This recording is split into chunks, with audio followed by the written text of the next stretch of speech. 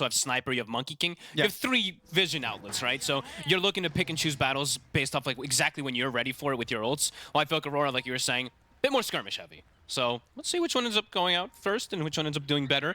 As we see Slark, the 4 position, rise in more popularity as we saw, of course, last tournament. A couple picks coming into the play toward the later stages. And we see a Grimstroke. I mean, some heroes that we haven't seen in some time, so that's cool. Yeah, no, looking forward to see what Panto can do with, yeah, not just the Grim, but the fact coming in at that 5th pick, last pick to be thrown out here against NAVI Junior. And I'm really curious to see how he plays it. If he play on like the Shard, because he did go for Instigate on the Grimstroke rather than going for the fine art, the paint one. So he can actually have another form of Dispel versus this Beastmaster, Roar, Fire Spirits. Not the most things, but some pretty impactful ones. So they'll have Shield. And they're going to have a lot of different ways to protect and barrier each other in a way. That's what I'm saying, right? Like Shield. It's so much. Barrier from Tinker. But how's NAVI Junior's lineup going to kill anyone? We'll see. I mean, we'll have to see. That's my concern here. You know, they have, of course, got some very strong heroes. You know, you always got to feel good when you've got a Grandmaster, Beastmaster on your lineup that they slap out with the first pick for PMA. But yeah, when it comes to the actual fights and the action, if Aurora's ready to back up each other one by one, it's going to take a lot from NAVI Junior to bring heroes down. Yeah, it's just the resets of the fights are going to be interesting to see how NAVI takes them. Because when they start a fight, they might be pretty committed into it. Because who's starting the fight? They have to either just, the Monkey has to just go or the Beastmaster kind of has to go. But they're going to do it based off of scouting with somebody. So, yeah, we'll see. I mean, we're going to see how it ends up working for them. They do end up having this Monkey King with the secondary carry, which I'm glad Fear mentioned, because I think we always talk about it. Monkey King is like your solo carry in games, just it never really works out, so at least they have that in order to combo with that sniper. Sure. What do you sort of think of the balance of greed from NAVI Junior's lineup? Is it a little greedy having a Monkey King and a Sniper and a Beastmaster? You know, these guys, they all want to farm, right? Definitely feels like it, but I feel like this is, I don't know, this is the patch for greed. It just, the map is so big, so much farm, everybody's getting good farm, especially if you have good information heroes, which I think that's the point of the Slark, is to be able to pretty much have this 4 position that's not really getting too much farm, and just ensuring that your 3 cores can get that farm with scouting. Because you would say if NAVI Junior is able to push this one pretty late, you got some great scale. You like the scaling from them a bit more? But Aurora also has really scary, because then you're playing versus a Tinker with a Grimstroke. So the Soulbind plus the lasers. And you're going to get jumped, you're going to get... Yeah, so I don't know. This game can definitely get pretty crazy. We'll have to see how these lanes in particular go, as right now, fairly even across the board. We're going to have to see some lane pulling from Zayats, which he's going to start doing top immediately, that double melee. Standard stuff. And then the mid lane so far, 7-0 against the 5-1. Is this indeed the lane where the Sniper should start to get a bit ahead of the Tinker on the early levels? Maybe slightly. I feel like it's just... Yeah, the Sniper doesn't lose to anybody, so just slightly ahead. But Kiyotaka should have a pretty good time. And I'm glad we're also getting to see the, you know, the core Tinkers, especially Kiyotaka on his Tinker. It's one of his main signature ones. But something we should probably just mention in general, I know they were mentioning it on the panel, but NAVI Junior on their first LAN, right? Their first debut. I think definitely the first big one. The first I don't know if they might have done some smaller ones, some of the players. Obviously for Zayat. Zayat, sure. Zayat, he's an experienced player, but the others definitely a lot younger and newer to the game. But not any worse at the game, for sure. Crazy MMRs on some of these players. And we heard even last year, I believe it was last, or maybe it was a year and a half ago. Time flies, but we heard a lot of the players talking about the scrims with NAVI Junior. Yeah. They were like, dude, this team is really scary. So. Absolutely, yeah. You can definitely expect some big performances and potentially some upsets from the squad. And let's see how Niku does with his Sniper. More times when I watch Niku, he's playing these like frontline initiating kind of heroes. He, of course, has a very wide hero pool, but his Primal Beast, his Timber, a couple of these are the ones that stand out for me. But I'm going to play the Sniper.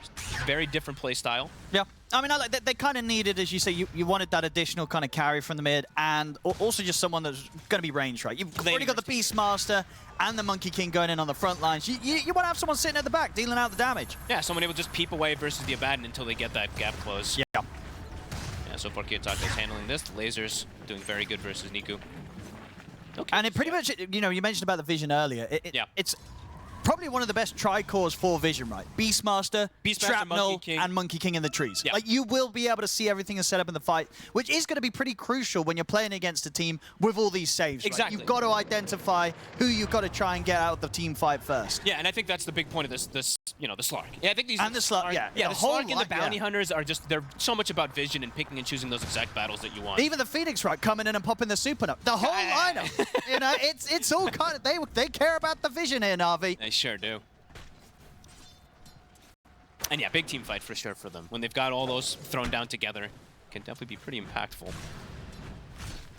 So far, pretty tame laning stage. Very who's having the biggest struggles? Is bottom lane. Is that sort of expected? Yeah. Against the Monkey King in that matchup? Yeah, and he's going to be able to just get the stacks. It's just the Monkey King factor when he's playing versus that melee, and the fact that he has a hero that can't really protect him too much. Top PMA. Blood Grenade. See if they can chase him down. They do have another shield in the second if Nightfall wants to dive this. He's definitely going to be tempted to. Gets in under the tower. It's going to be first blood for Nightfall. Diets. He's silenced. He might be in a whole world of hurt as well. Can he get the pounce and angle? It's going to get the angle just in time. But they see him. It's going to wear off in a second here, the ink trail. But yeah, he's right in front of Nightfall. Tried to drop down a tree. A little ambitious. I don't know what that tree was going to do. Go eat the tango, Nightfall. Wait, he wants to see us. Well, there we go. So double kill for the carry.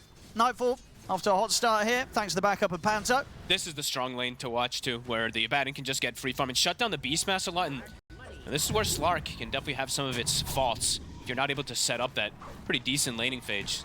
That's probably why they wanted this Grim, just to be able to get that extra aggression. And bottom. Tokyo. Trying to go on to him, but some good control here from Miro between the Impalement Arts and the Tame. Yeah, indeed. Well, the Tame the Beast doesn't connect, and that might put him in trouble. So whilst there's the space for Toronto Tokyo to get away, Mira will get left behind. Top lane. Going to try and make another chase down on towards PMA.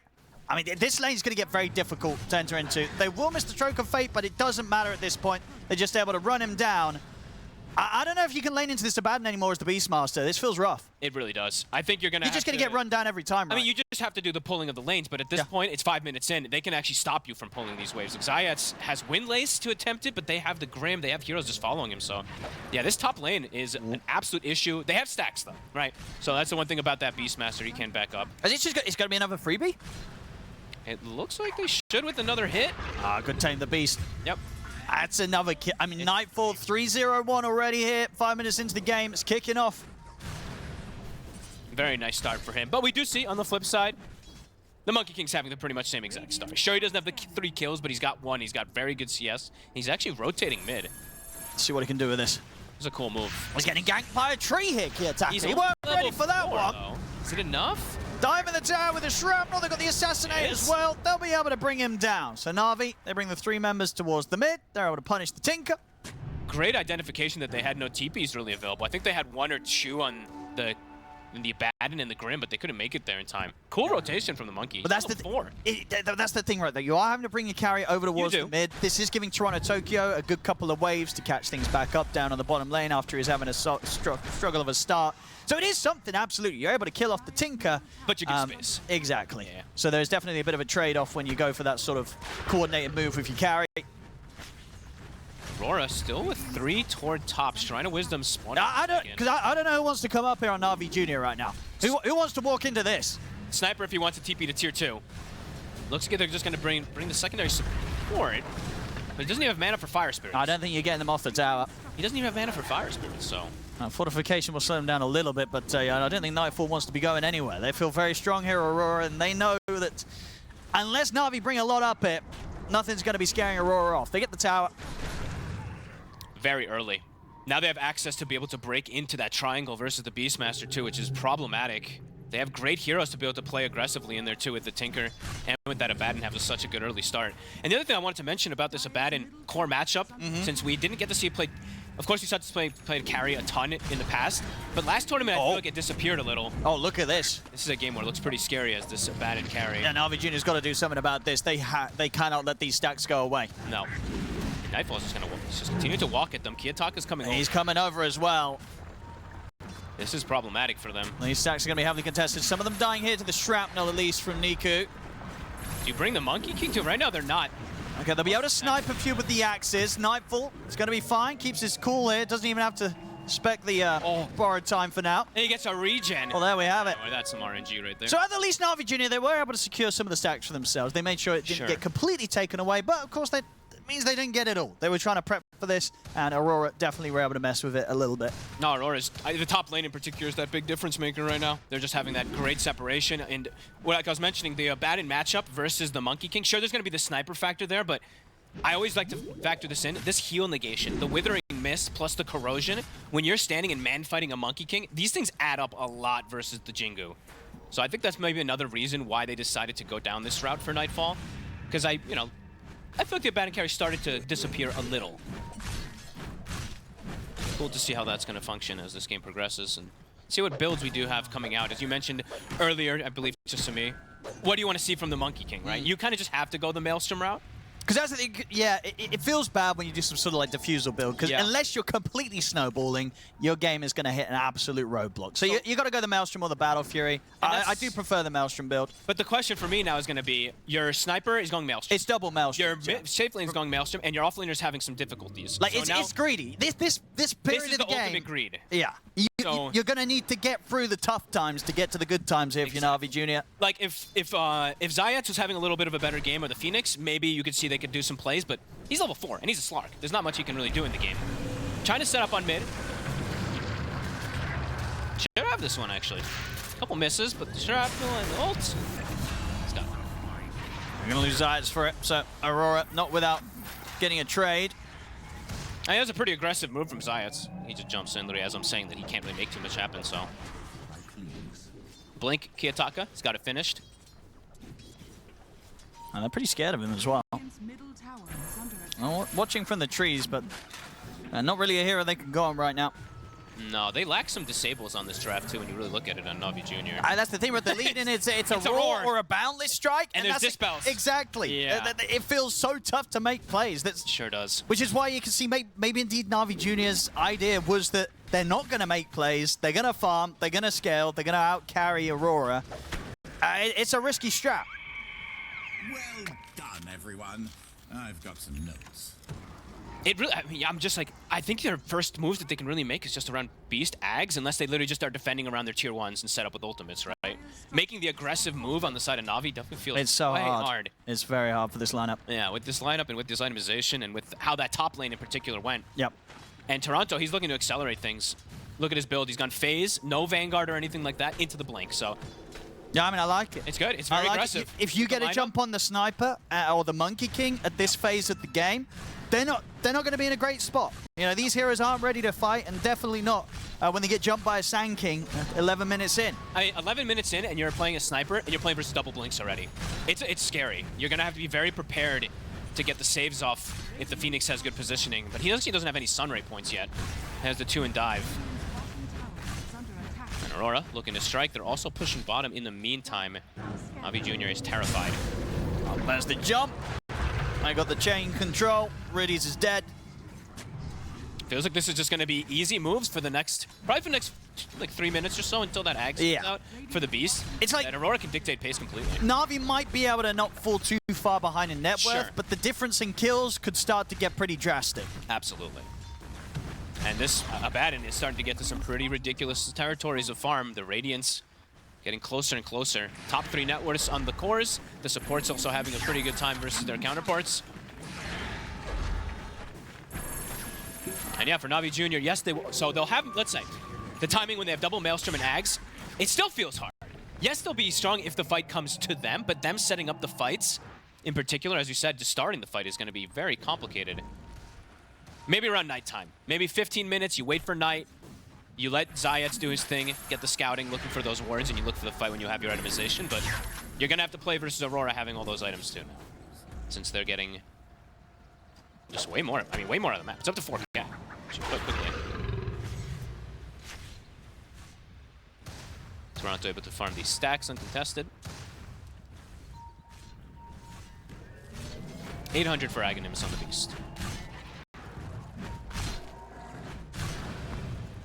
And got the juice, has got the Maelstrom done. Okay. Niku just a couple hundred away, so we'll see if the farming speed picks up enough for them to keep them in with a chance this game against Aurora's lead. And let's see if they can, the most important thing really is going to be, if the team fight does kick off, is protecting Niku, right? Got to protect that sniper. Yeah, the best sort of chance with that's going to be getting that shard as soon as they can on Slark. It's going to take time. He's not queuing it up, though. No, once he heals first, I was checking to see if he was. Would you have been kind of okay with him saving the money to buy that shard at 15 minutes in a game like this? It feels pretty grim to do that, though. Sure, because then you just ground boot shard. That's all you are. You're just a depth shroud. But maybe it actually could have been. It could have been a possibility. Because it's the save they need, right? Because they just don't have anything else. Yeah. We'll have to see. I mean, the scouting is going to have to be immaculate from the side of Navi to take that big fight that they want to be able to even things out. Aurora, though, after these kills, after getting this type of start, they chilled out 3-6. Radiance soon to be online. And yeah, Panto is rushing the shard, so he's going to be playing around that Inkswell Dispel versus the Roar, and versus those Fire Spirits in particular. That's going to be very strong. Ag's done for PMA. So yeah, I would say probably one more minute, and then they look for that fight if they can around the nighttime. Zayats. I'll get the jump here. Too hard to finish him. And Mira's out with the escape act.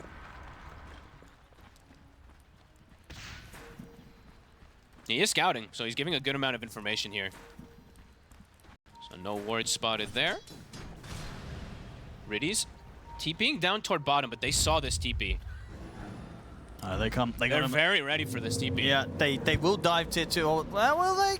Okay, they won't go that far. I think Nightfall was telling them, my Radiance is literally coming. Sure. Wait a second. The temptation would have been there. I think they feel strong enough to make these kind of crazy plays. I mean, Aurora's feelings, they want to fight and then get that torment. They might get the Monkey King instead. See if they can get the carry. Here's the lead in. Epicenter into the Burrow Strike front. Toronto. Tokyo got the juice. Trying to get the Wukong's command off. He will. But they'll kill him off through it. An easy move for Aurora, and it's, Tormentor's now up if they want to naturally try to set up for it as if they've gotten the space down bottom. Yeah, this feels like it's gonna. Yeah, these next 10 minutes are gonna be quite complicated for NAVI Junior. They have to avoid fights, or at least if they join for one, have the entire lineup there. It feels like to give themselves a chance and kind of hope that Aurora goes diving, overextending behind towers, or that Aurora splits up, right? Like if they see a moment where Aurora's showing in 3 lanes and they can catch somebody split up, but not. It's just so hard to get that catch. Yeah. Even on some of these heroes on their own, they've got ways to save themselves. Yep, it's not easy. If the Abaddon and the Grim are near anybody, they're going to be able to save each other. Are they going to get away with this? Sneak in the Roshan. This is a cool move. I mean, he walked in under vision, though. He did. So Zayats they're not going to get away with this. Zayats knows, though, that there's vision there. He did check it, but he doesn't know exactly where that ward is. I mean, PMA is still, he's like, maybe we can still try? Probably not. Probably not. And indeed, he'll back off. They can't take that risk. Which means Aurora, they'll set up for Tormentor, and they can probably look to contest the rush if PMA looks to go back in there, too. Zayats will find that ward, as we mentioned, but yeah, the Aurora's moves are just hitting that much cleaner.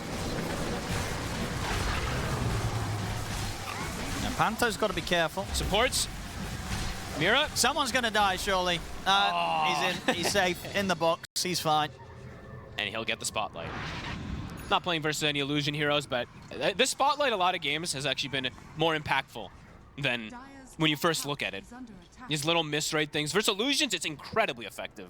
But yeah, there's the misrate, nothing to laugh at either. Riddies. I mean, these 2 supports are so poor on the side of NAVI Junior, too. He's got the 1 point in the Sunray. But the lead just, it's growing and growing on. It's a tough one. Maybe some crazy high ground defenses. That's what they're playing with NAVI Junior, right? I feel like to give them credit, they're playing their lineup how I think they should. You know, they're not trying to go for crazy moves. They're just like, you know, keep your heads down, focus up, hit the creeps. We can't make plays, so let's not try. But is it going to be focus on the late game? I'm still just in this position where I'm like, yes, they have late game skill, but then I'm just like, Tinker with Grimstroke. Like, let's say like we get to these later stages, Grimstroke hits 15, you get the Soulbind spell damage with Tinker. Yeah, it's not. It just sounds insane. Like, the damage and the team fights just sound crazy. Like this lineup, they will jump up to the tier 4s when you're trying to defend the high ground. Like they will dive you. But so it's not. I'm not saying it's a sound strat, but it seems to be the strat that they're trying. The one thing that, like you said though, NAVI Junior, their best case is overextensions. If Aurora overextends, the sniper's able to get cleanup. That's their comeback in this game. But so far, Aurora not making those mistakes. Even Toronto Tokyo showing more poise this game. A rare one. I think a lot of games me and you casted of him, he has quite a bit of deaths. Even if they're winning, he's still dying in it. This one, no deaths so far. Playing clean, playing careful. Yeah, no, absolutely. And didn't have the easiest lane either. He did not. He was in the recovery lane. Bottom, Kiyotaka. Can't get the setup.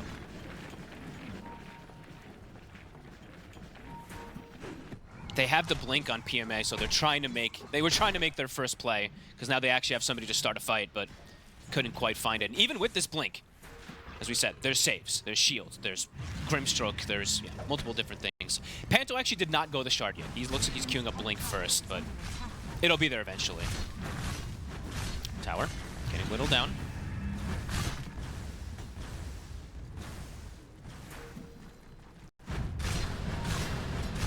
NAVI Junior just having to let Aurora take these objectives or pressure them. So there, I mean, now it's like, do you just wait for the BKBs then for NAVI Junior is the next call? Probably, right? You wait for your double BKBs on your sniper and your Monkey King before you look for that big team fight. Yeah, I mean, you just keep trying to stall, I guess, but it's just, is the stalling gonna work? Aurora, I guess they don't really have the best lineup for Roche. They're gonna start for it now. I mean, they know they can take it, even if it's not the fastest. Yeah, they're sustained inside of it. They can just chill and keep lasering it. Because look how tiny that Roche gets. Look how cute he gets. Keep watching. Is there a minimum size, or does he just keep getting smaller? I think there is a minimum. I don't know. That is not a mechanics question. I mean, I think there is a minimum size. Oh, okay. He's got the arcade. Is he's still getting smaller now? Yeah, he's still. Yeah, he gets pretty tiny. I've seen him get quite small, so he's still got a ways to go. But they'll be able to finish this one off, and it looks like Navi, they'll just get that farm on the side of the maps, finishing up the Yules. Soon to have the BKB at least on one. The jump in mid. Gonna find Zayat, so he'll get the Shadow Dance off. He'll be fine, does have the Yules as well, so next time an extra way to save himself if they make the jump. Almost gets burst in the one shot there. Courier got sniped, Toronto Tokyo. I believe he lost his Aghanims on the Courier during that exchange as well. So I think if he had that, maybe it was a kill. But now in Aegis, so they're getting those objectives. Now they're getting to do a whole lot. And Kiyotaka is starting to feel like he's got some comfort to play aggressive. Doesn't dive forward there.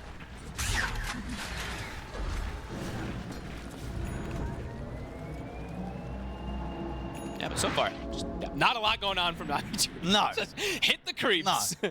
It's a pub strategy that we've seen more and more and everything. Just to farm, everybody farm. Because I feel like from what we're seeing them come out with and play, I don't think it's surprising considering what they drafted. Yeah, Zayat gets caught. And he's going down.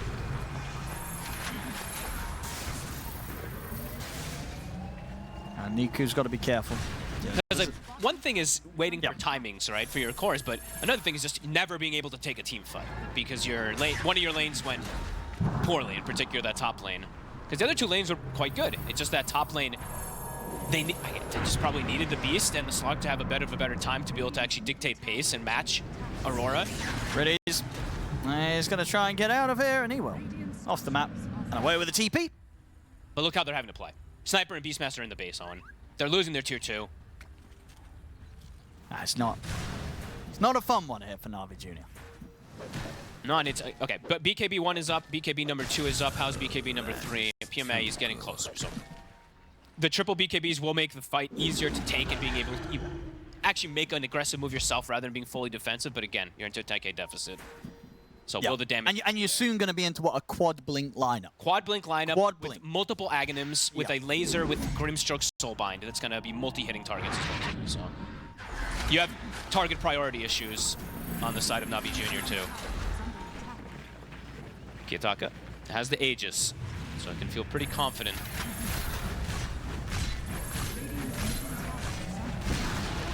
There's another tower to fall. 11k lead.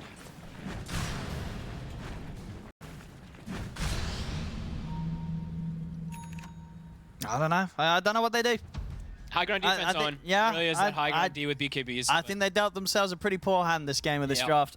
And it's just, yes, they have the BKBs. Yes, they have this Maelstrom, but their damage, it's not like these Daedalus. It's going to come a bit slow still at this point with how far behind they are. Yeah. These procs, they're not going to be as, commanding as they would be in the early game. I mean, it has to be some sort of like Mjolnir into Rapier on this sniper.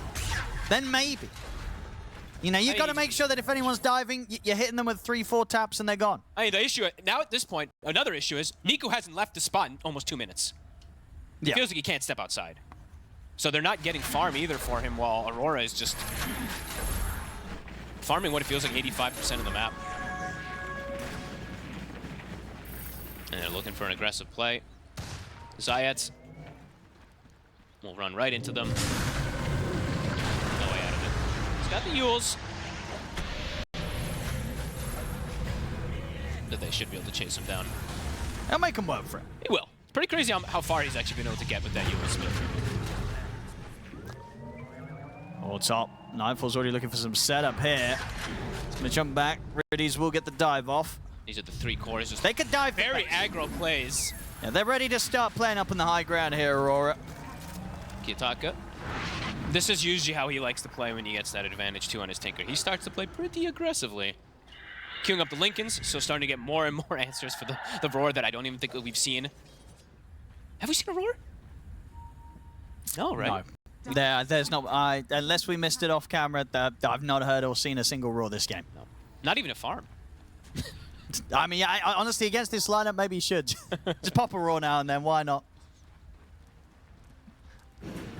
Doesn't feel great. No.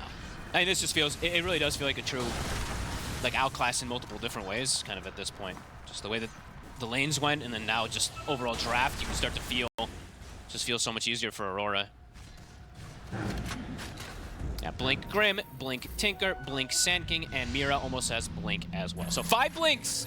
Not Look just at the 4. 5 Blinks! Soon to be 5. Oh, there we go. Soon to be. Ringmaster not quite there yet, but they will have 5 Blink Daggers. The literal nightmare for Sniper. Yes. A lineup with 5 Blinks that's 11k ahead of you at 24 minutes in. You don't want to be the Sniper in that position. He bought his shard, so he's feeling like he still does need that extra defense. Yeah, against the fire, you need everything. All right, triple BKBs. It's been 25 minutes that they've been waiting for this moment. This might be a fight they call GG off the back of. I'd say. I'll be honest. If they're putting everything into this one, they're giving it a shot. They haven't been able to find a successful fight so far this game. Maybe this is it. If it's not, it might be over. Oh, Nightfall scouts them. What do they do? Run. Now they got to run. Run. PMA. He's got the BKB. He's going to try and find something to Roar. He will get the Roar onto Mira. Can they kill Mira though? Assassinate's coming in, but now the Burrow Strike Emerson is there in return. They've killed off, got the juice. The Supernova will go off successfully, but PMA is dead. Really dives away. Aurora, they lost 2 of their heroes, but they won't be losing any more as NAVI Junior have to run. And they're diving. Kiyotaka is in with the jump. Niku does have the BKB at the ready. Now he's got to go for the BKB TP himself. The BM TP are just TPing in front of each other. If they weren't so far behind, maybe you could see a little more coming in. It's a 2 for 2. But they're just, you could see the Tinker and the Abaddon felt no fear in that. No, that's the problem. They get something. You know, they won't be tapping out after that. It could have gone a whole lot worse. They get something. But that's your fight to win with your triple BKB showing, right? Sure. But at this deficit, they get the perfect, they actually get, so the initial start is pretty bad, right? Because they run into the worst hero they can, Nightfall. But then they actually get on the Ringmaster somehow in the back, which things are looking a little bit up. But then you have the problems of Nightfall and the Tinker just free casting the entirety of the team fight. And Kiyotaka literally just is untouched. There's just too many target priorities they have to go for. As you said, just multiple different saves. Very annoying heroes to play against. It's a 14k lead now. Because I guess the question is now, NAVI Junior, they clearly got to a point where they wanted to try and do something. It went, well, let's see if they can do the mid here. Kiyotaka. He's very alone. They do catch him with the Roar. That's a big one. That's a big one there for NAVI Junior. The Tinker's dead for 75 seconds. It doesn't get much bigger than that. No, now you go, Zayats, go get as much scouting as you can, but you can't really turn this into you can't turn this into anything else, can you? Maybe if you can get some kind of dream scout onto a support, but he actually runs into the core. He's got to run. Shadow Dance is there. He's on the retreat. Nightfall. And NAVI Junior, they can't walk up here. No. They got a big kill, but they can't run right into this Abaddon just yet. And that's huge. They caught Kiyotaka playing just way too aggressive. He's pinging it out as well. He's like, I'm so deep. I think it was actually Panto pinging him, being like, you're probably just too deep there for us to save you. Biggest pick-off they could find. It was. Absolutely, the biggest play they've been able to make so far this game. Another one. And so, the soul bind up, indeed, doesn't matter. Another kill. Another one here for NAVI Junior. Any of these kills when you're behind, a lot of gold you get. Should be able to claim this tower too. 10 seconds, Tinker's going to be respawning, so this tower should drop. Bottom. He's on the lookout for PMA. PMA. He's got the Roar. Found him. The stuns from the creeps. It's going to allow them to kill off Mira. The BKB off PMA. Got the juice turning up with the TP, makes the move over towards Kiyotaka. BKB's now as well. We've got the juice trying to stand his ground against Nightfall. They've got the Supernova They're out. on Kiyotaka again. Try and focus the X, see if they can kill off the egg off in time. The Supernova will die. Oh, they got it. They're able to kill it. And now the cleanup can continue for Aurora. Has got the juice, will fall. Double kill for Nightfall. Niku getting dove under the tier 2. There's a team wipe here favoring Aurora. NAVI Junior again, they tried. They bring everybody down here. They have to try and take this opportunity to attempt to win a team fight. They lose it horribly. Everybody's dead. Nightfall just stands his ground. Literally in the middle of everybody. He's tanking absolutely every spell and ends up just cleaning it all up with the march that comes into play. I love his build too. Blink Ags into the pipe. The pipe negated so much damage. These stuns from the neutrals. Yeah, neutrals coming in and doing their part as well. But yeah, I mean, I was mostly just watching Nightfall. They got on top of Kiyotaka here for a second, but then afterwards he's able to just get the reset off. And the super, it was so close to going off. It literally got hit in that final moment. Yeah, and Kiyotaka, I don't know how he like literally TP'd right in the midst of it all. That's crazy. First hit bash, by the way, too, to start things off there from the Abaddon onto that beast when he was trying to TP out. Oh, look at this. Yeah, you found this build. Sure. With the Axe King with the Revenant's Approach. Why not? Yeah. Looks cool. You get the spell life steal, extra bit of damage too. That's nice. I'll say there's some cool stuff you can cook up with the Sand King Aghanims. Yeah. Some of it's not too great. No, there's some pretty bad ones we've seen cooked up, but this one, his build looks perfect. I mean, absolutely. It's a lot of damage. You get caught in this, you get slapped by these stingers, it hurts. Yeah, I love that he went the pipe too, because it negates so much damage from NAVI Junior. Back up to that 16K. There was a little bit of a hump. They did find some kills there on NAVI Junior, but back to where we were. Aurora with the DD rune. Yeah, they'll be looking to end the game with this Aegis here, Aurora. They did give Kiyotaka the Aegis, right? Yeah, so now he's Kaya Sanj. He can play even more aggressive. Well, I say even more aggressive. He would have been super aggressive, but now he's got that secondary life to play with. Riddies they'll dive in. They're in. Can Riddies break his way out of this? Not with the bash coming in, he certainly can't. Too much damage, too much reach. 45 seconds. Niku has not gotten much growth either. He's got the Mjolnir finished up, but that's just about it. Taka setting down the march. I just gotta let these racks go. Try and scramble towards their next item, but got the juice. He's not really that close to the nullifier. Still needs a lot of time. But definitely, I mean, that's probably one of the most important ones, too, to be able to deal with some of these shields. Sure, maybe if they get that, they can just all out go on someone. Maybe, but then it's, as you said, multiple targets, right? It's too many different things they have to deal with. Nightfall is pushing, and Niku. He's nearly just died to Kiyotaka. I mean, he's got a BKB and walk this one off. But now no BKB for the fight to walk up. Nightfall.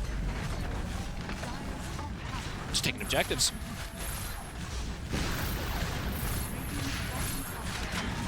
Shiva's about to be finished on Beastmaster. Nullifier's still about 900 away. That steps up. The Shadow Dancer, the pounce off, so will survive. She gets away there. I don't think a single one of the Stingers actually clipped him. So they'll sack the 2 Raxes to go for the timings of the Shivas plus that Nullifier. Yeah, they're just all in on getting that done. Yeah. Got the juice. He's close. 845 gold off. Nightfall might just continue, though. I think you just posed the question is, okay, if you're just going to let us take your base, we're just going to take your base. No BKB on Sniper. Even when they get those items out, they won't have that BKB for the hold on Niku.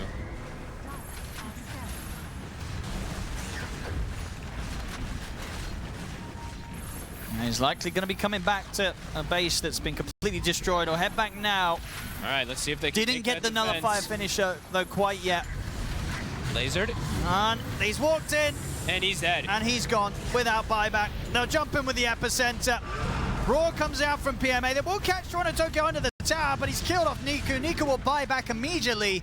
They don't have buybacks available on Riddies or got the juice, though. As Aurora, they've lost Toronto Tokyo, but they can absolutely keep this push going. If they want to, I mean, they'll be a little careful. He's coming back. They'll get back in. Yeah, he's coming back on Tinker. And no Monkey King jumps in, dies. There is it. Wheel. He's going to get the setup, and Niku has got the BKB back up. Zayats, get the Yules off to survive. I mean, Kiyotaka's taking 0 damage. Yeah, that's the thing, right? Niku tries to turn and hit him, but it's barely doing anything. They'll tap out. GG is called. Game 1 goes to Aurora. As NAVI Junior, yeah, I gotta say, I think outdrafted and outplayed in this one. I would definitely have to agree. I mean, this top lane in particular, after the first 6-7 minutes, it's like, wait a minute. Thank you very much, Shiva. Yes, getting into this game too now. Let's see what we've got. I mean, I'm going to be honest, folks. I like this more from NAVI Junior than what they did in game 1. Now, what do you reckon? Well, I mean, yeah, they have more ways to actually make plays. Yeah, exactly. They can do more. Yeah, and I think Niku is actually playing more. I mean, I'm not going to say Sniper's not a comfortable hero for him or anything like that, but when I watch Niku, he's like the guy that goes in. He's like these timbers, these primals, tiny fits as well, too. So that can fit, at least for making the playmaking. Coddle overall, so a couple of these games you always have to mention. It's like the Coddle plus the Rubiks. You mentioned their pairings and what spells they can steal. So for Coddle, I wouldn't say a 10 out of 10 Chakra lineup. There's some okay spells, but there's not like... There's no Ember Spirit, there's no Terror Blade, there's no like these super godly ones. The Tiny is a decent one, and the Gyro is a pretty good one too. So those two we can look to thrive around, and we'll see what the Coddle's going to be able to do in terms of dictating pace and making moves happen. And how the lanes go. It's another thing too, because last game, after the first 7 minutes, the game felt pretty impossible for NAVI Junior, and I do think the panel kind of painted a similar picture. I think the lane's going to be a bit better this time. I think so too. No, I think the lane's... But if they're not better... That's the concern, right? No, for sure, for sure. And it is difficult to bully Nightfall. You're playing Underlord plus Coddle. You can get denies, right, with the damage from the Underlord. This game for ET, he's going to be mostly playing, I would say, around amping spells up with his Spirit early on, since he's got the Tiny plus the Gyrocopter, since he's gone for Deconstruction plus the Aura. Hitting heroes is hard. Usually when you play ET in these side lanes, you don't want to play versus attack speed slow or multiple disables. That's exactly what Aurora has on both supports. Lion with 2 disables, Jakiro with multiple attack speed slows and movement slows, so the ET's lane might be a little hard. But he's paired with Gyro, who wins every lane pretty much, but we'll see. I mean, because which lane do you think they do have the best chance in coming out on top of Aurora, NAVI Junior?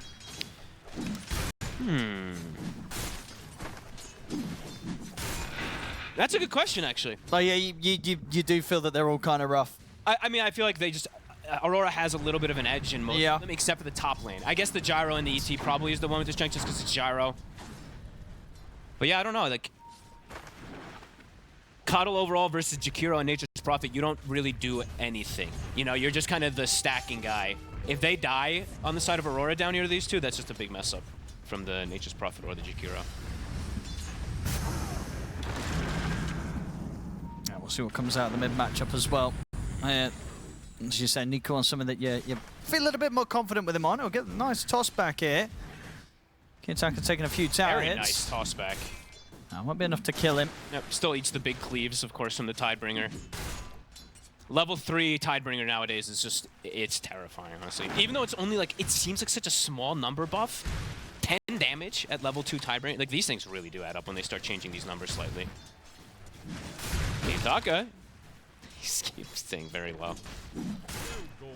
There's the bottle coming out as well here for Niku, so he's going to have a bit of fuel to play with. Gets the water in as well. So overall, bottom PMA, he is getting the last hits. So that's the good thing. That's kind of that lane is just a farm lane for him. He's not looking to play aggressive onto the Nature's Prophet. So overall, that's good with the Coddle. And top lane, the Gyro lane is going well.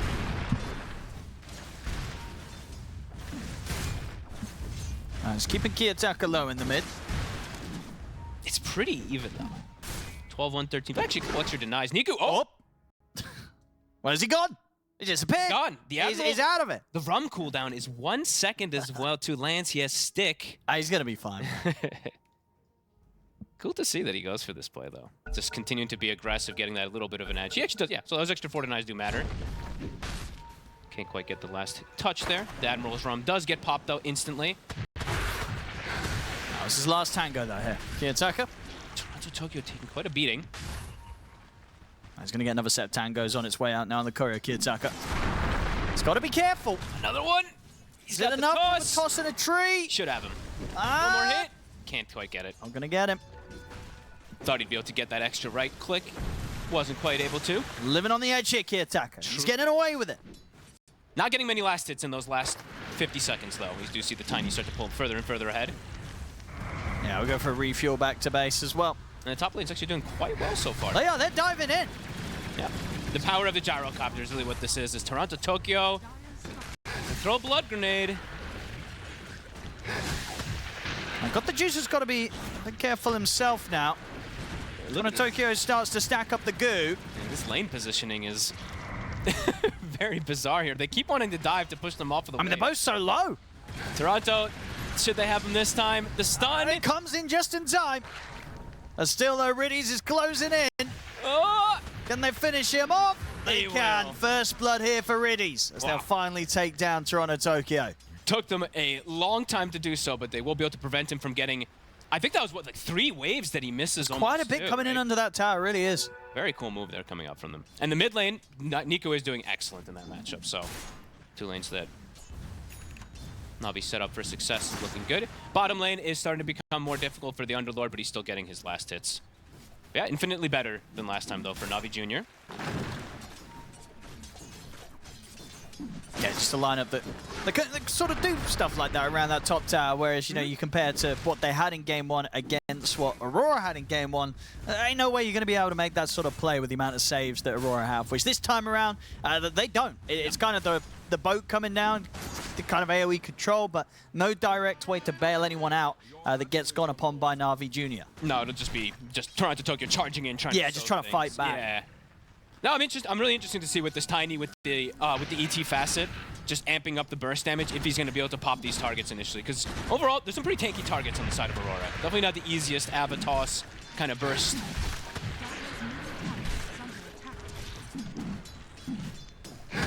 One to 0. How are the stacks looking?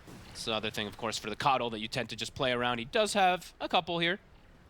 And we do see a couple on the flip side from the side of Aurora. So matching bottom, Panto, movements. The sleep setup. They're onto him.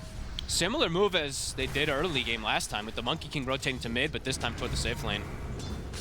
They like to make that move. Won't find themselves the core, but they do set up PMA to get all these extra last hits. So all 3 lanes, yeah, looking pretty solid actually. Bottom lane, of course, Nightfall is getting more out of the lane. But either way, having a great start. Yeah, just Toronto Tokyo is having the toughest start out of the core so far. And a similar thing, though, that did happen to him like last last game, time. right? He had a slow start in the lane, didn't die in the lane, unlike this time, of course, that they were actually able to kill him off. But yeah, managed to bring his game back into a good spot, regardless of the tough lane that he had last time. So likely to be able to do that again here on the Bristle. I thought perhaps because he had the Lion behind him that he was going to have a better time versus the ET and the Gyro, but just the power of the Gyro. Like this hero I feel like I never really see him lose a lane. Skitaka, they're contesting the stacks again, just like last game. This time in a pretty different scenario though, where it's not like Navi needs these stacks. Obviously they would like to have them, but... Looks up playing. Stomp connects. With the setup. So if they can bring in enough damage here with the Rocket Barrage, Toronto Tokyo is going to be fine, and backup comes in. Stun's not going to quite be able to catch on to Got the Juice. Can he get away? He can. He's going to be able to break his way out of the Sprout. They'll turn towards Riddies instead. They'll bring him down. Nico in with a 3-man avalanche, and the tree straight into the face of Toronto Tokyo. And the toss. He's able to make sure they get the double in return. So great response there from Niku, coming in clutch and making sure the trade's Navi's. And it looks so much better when they have an active mid laner to be able to match the movements too, as we see Niku turn up perfectly. If that stun connects on the Gyro, they get the kill there too, but just out of range, Mira can't quite close the gap. Aurora, going for mid lane, Riddies. He's got the setup on a Panto, and yeah, time's been bought for Niku to come on over. PMA coming in as well. They get the boat dropped down, but Panto, he's not getting away from this. There's Riddies. I'll finish him off there with a Firestorm from PMA. So NAVI Junior continuing to rack up the kills. And I'd love to see the way with the Underlord too. This lineup in general, how much they can move around the map, as we're going to start seeing that come together with the recalls. Got to be able to outnumber Aurora in a lot of situations if they're not prepared for it. Until Nightfall looks like he wants to get involved, which will take some time. NAVI definitely can be those dictators of the pace in this early game. All 3 cores looking good. Supports too, having a nice time. Well, they got the setup onto Niku. Do they have enough damage? Let's mark into the Torrent. They don't have the boat, so I don't believe so. Niku's going to be fine. Arcane Rune. Niku. And Panto's going to be able to take that off the map. Okay. Deny. Doesn't want to risk the chance of Niku running with an avalanche, even though it was on cooldown. Yeah, Aurora overall, looking at some of, like, because of how this early game has gone too, the tanky lineup of Navi can definitely be a bit problematic for them early on until they have, you know, Finger online plus boat. Sometimes killing some of these heroes could get a bit difficult versus Tiny and Underlord. These guys can tank quite a bit of that damage. Aurora's is going to come a little bit slower. There's not that crazy burst until they have Finger in both, if they want to use both on these targets. And PMA looks like he's just going to go Auras, so looking to play an old-school Underlord route. So tanking up even more versus that slower damage that can come in for Aurora. Smoke time here. There's still going to be, say, pre-level 6 on the line, but very close. Very close. Yeah, if he gets like 1 or 2 creeps or a kill, he'll have it. Toronto, Tokyo. It's just Riddy's upper at the moment. And inside the jungle, got the juice. That is the bigger catch, but can they get in range? Nope. They can't. Oh, looks like he got the X off, but must have just the animation was coming in, but yeah, I think just sort of headed into the fog just before the animation finished. I mean, that's huge for got the juice. Looks like they're still going to persist for a kill up here. Riddy's? No way. He's just going to be able to walk around the tree line and get past them. That's the dream, really, for NAVI Junior. This rotation, that's, what, 45 seconds wasted for Aurora, looking to make that move while they're able to just hit jungle creeps on the Underlord and the Gyro. Nice little sidestep there from Riddy's. Yeah, Zayats pops up top as well. And now Riddy's, he can, since he wasn't found, he can stick up here and be able to hold the tower. And they still want to make a play top, Aurora. They got the 6 on Mirror. That's the setup, but they don't have enough burst, and they know it. They've got to be careful now. Got the juice turning around the cooldown on towards Toronto, Tokyo. They'll look towards Mirror, bring down the Lion. Now with PMA coming in across the map, he's ready to set up for more. They get the control on Toronto, Tokyo. The boat comes in for a key attacker, but the heals are coming out. NAVI Junior perfectly fine as Aurora not able to get anything in return. I know, and I'm definitely a little worried for Aurora's damage. He gets the X off to at least annoy PMA, bring him back up top. He probably doesn't care too much, PMA. He's like, okay, whatever. He'll have to TP bottom, but... Yeah, the mech comes in, they heal, and we're definitely seeing the tankiness from Navi. It was a very aggressive play from Aurora, diving forward with the stun there from Mira. Not quite able to get that finger set up, but Navi show up with the numbers again, up to a 3K lead. And we did see the mech come into play there. PMA drops a little low, and then pumps himself back up. A solid start here for NAVI Junior. Very solid. Looking very, very good after, what was that, a pretty rough game 1. Yeah, and they've now, I mean, Niku, 3-0-2. Amp damage in the bottle. Blink is coming soon. Definitely a very good game for him to get this snowball going, making that space for his gyrocopter.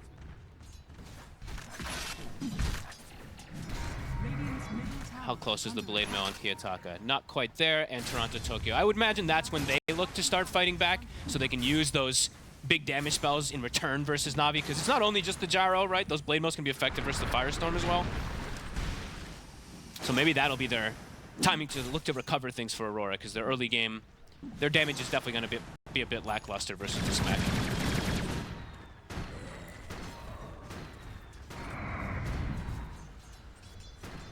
But Nightfall, he's the one who's going to start getting that farm going, right? Top net worth, he's been ignored. This is where Nature's Prophet things start to happen. If you don't start to find him, at least able to kill him a couple times, he's going to be able to keep ahead, if not match, versus that gyro at all stages. I think they do have a lot of ways to kind of mess with the Nature's Prophet in the team fight, right? They do. It's quite nice. A lot of AoE, a lot of things that can trip you up, catch you up. So the positioning from Nightfall is going to have to be pretty perfect before he gets that BKB online. Which, and even with BKB, though, they have a lot of damage. Like, so they can focus it. They can absolutely go for the full focus. Yeah, it's not a super easy game for Nightfall to turn up, TP into the middle of a 5-on-5. No. It's about the team game, though, right? Like, it's not super easy for him, but if he has the Bristle plus Panto, then he has backup. Panto, that is ambitious moves there. He's not going to die for it or anything, but that was the Macropire drop down for not a whole lot. And NAVI Junior are coming in with a smoke play. They've got 3. They've got recall available too. They're running to Panto. They'll find Panto. I mean, Panto, very easy kill. Mira's going to hope for a TP out, and he'll make it. Chakra almost getting the refresh there for Niku. Looking for more. They've got recall, so they always will be able to bring this 5-man if they do see the opportunity. Gonna just hit the tower with the heals. They'll bring Juice down as well. Now Riddy's got eyes on Kiyotaka. I mean, they know that he's stepping out to the lane here. They are respecting him, though, with the Blade Mail online. Yeah, you have to be careful. No, start on Riddy's. Are they going to bail on Riddy's? I think they are. They'll just let Riddy's die. Leave him behind. No save your buddy syndrome, though. They literally They just completely bail on him. Not even nobody even turns and looks. No. They're just gone. Which is very good for them. Just fully disengaged. Don't want to go for that tower pressure. Blade Mails are up. They're looking to make setup now. Aurora, they see got the juice. He is 1200 HP. It's a tough one to go on. It's all down on if Kiyotaka gets an X mark. If he doesn't get the X mark set up, they're not getting the kill. And a lot of these situations, even if they do get the X mark, they might not be getting the kill anyway. Backup's there for the call, and of course PMA's ready with a Fiend's Gate to head over with that mech and help out. So it's this stage with a little bit of a gold deficit that they're at. It's not simple for Aurora to make moves across the map. NAVI Junior's lineup's got pretty good answers. They've got TPs coming in, and this is looking pretty dead for the Underlord. And that's the one you want to catch, right? Big one. Sort of similar fashion is like when you're playing against a Dawnbreaker, right? You got to find that hero that's going to be coming in with that global presence, that global save. And they get the Shrine too. So that's a pretty big snag to slow down the momentum that Navi was starting to build up. And they've got these two Blade Mails, so they can definitely look to fight. You see Kiyotaka is feeling quite confident to just kind of charge in at this point. Let's see if we can find an X-Mark setup. Zayats does get caught. See what they can do about this. Doesn't have anyone else with him, but NAVI Junior, they don't know that, so they're still going to be very cautious and not look to try and turn. I like how Mira just chilling over here. Just continuing to get the farm. Doesn't really have another place to be at the moment. How's Juice doing? All right, so he's going to go the S. He's doing a little bit of a different route than we see sometimes. You know, we see a lot of different, players adapt depending on the games. He's going to go the S and Y this game. Okay. You think, yeah, because you think what the S and Y and the BKB before the Agony. It's just a straight up fighting build rather than a straight up like farming build. He knows that the action's going to be coming a lot in this game. He's also going to be getting recalled into fights, so. Okay. And he knows he's going to have to sort of have that tankiness to deal with the fact that he's probably going to take some damage back in return for these Blade Mails. Absolutely. And, he'll have the tankiness and then the reduction versus the disables versus the Lion and the Kunkka at least a little bit. Radiant's top tower is under attack. NAVI Junior, ready around the mid lane. Shield Rune on Niku. Very ready to dive forward. Kiyotaka would be quite the nice catch, but not an easy one. Get the toss combo, but the Blade Mail's now out. TPs are coming in, and indeed that close to the tower, they're not able to finish up the job. They've got backup. Maybe with the rest of them coming in now they can. Mira gets taken out. Kiyotaka, he's speedy. He's back up to the high ground. Is there anybody that's going to look to dive this out? I don't think so. Niku was thinking about it, but nah, cannot. It's a hard one to go for. They get away with something. They kill off Mira on the Lion, and they'll be able to keep the pressure onto the Tier 2 tower, so still a success here for NAVI Junior, but not quite the big kill that they would hope to get. Can they finish this tower off is the question, though. The Macro Pyre looks like it will probably push them off of it. So not going to be able to get a big other kill there. The net worth has evened out because Nightfall is just getting all the time in the world to just hit the creeps. Yeah, and his farm's going to speed up massively now that the own is done. And Toronto now has the shard, so easier for him to join inside of these fights too. So NAVI Junior have to be a little bit cleaner with these moves, get these core kills. And I guess that's the thing as well, right? When you're on the gyro and you're going for this sort of battle build and you are spending a lot of time moving around the map with the rest of your team, you're going to fall behind a Miona Nature's Prophet right and farm. Sure, a little bit. Unless you're getting the kills constantly. Sure, sure, unless the fights are working out consistently. Niku. And NAVI Junior, I would imagine they want to keep looking to accelerate. These are some nice blocks. Indeed, Nightfall's like, something's blocking me. What's going on? Is my mouse working? Toss. They get the toss back. Nice into the root onto the two of them. Stomp coming in as well. The torrent will be there, but Zayats cleans them up with Illuminate. They might be able to turn for more here, potentially. Kiyotaka trying to run now as Mira holds back Riddies. The stun. Trying to persist forward for kills, but can't get more. That was such a beautiful toss. Yeah. Tossed him on the bristle. He didn't have range to get to the Underlord, so he's like, all right, these two are comboed, and yeah, perfectly done, actually. A very good setup for Niku.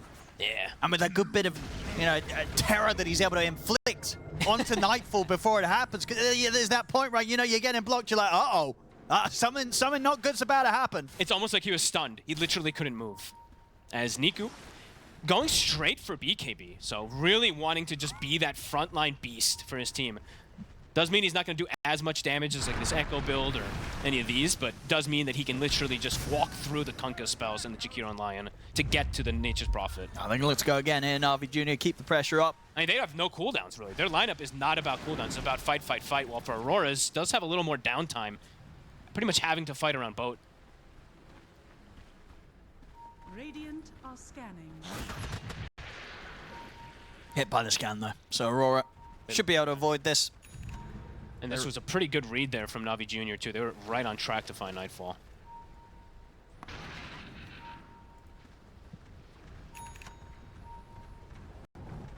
3-11, but game state feels pretty even. Navi It's a with close one. Yeah, Navi with a bit of a lead here, I would say, but That's a Panso. Panso does fall, but time has been bought for the rest of the team to turn up. Look at the boat combo laid down onto Niku. They're But all he's there, still though. very tanky. They barely get him down a third of his HP. Navi Junior is just fully set up on that high ground with the heals. They're going to go for another Let's play. see what he can get in. Niku up to the high ground. Look for the toss back. Won't Can't. quite be able to get it onto Kiyotaka. Torrent. See what they can do with Nightfall. TPing in. Another X, pulls him back. I mean, Niku's still he's so tanky. He's just walking around in this tier 3 tower. It's taken a lot to try and bring him down.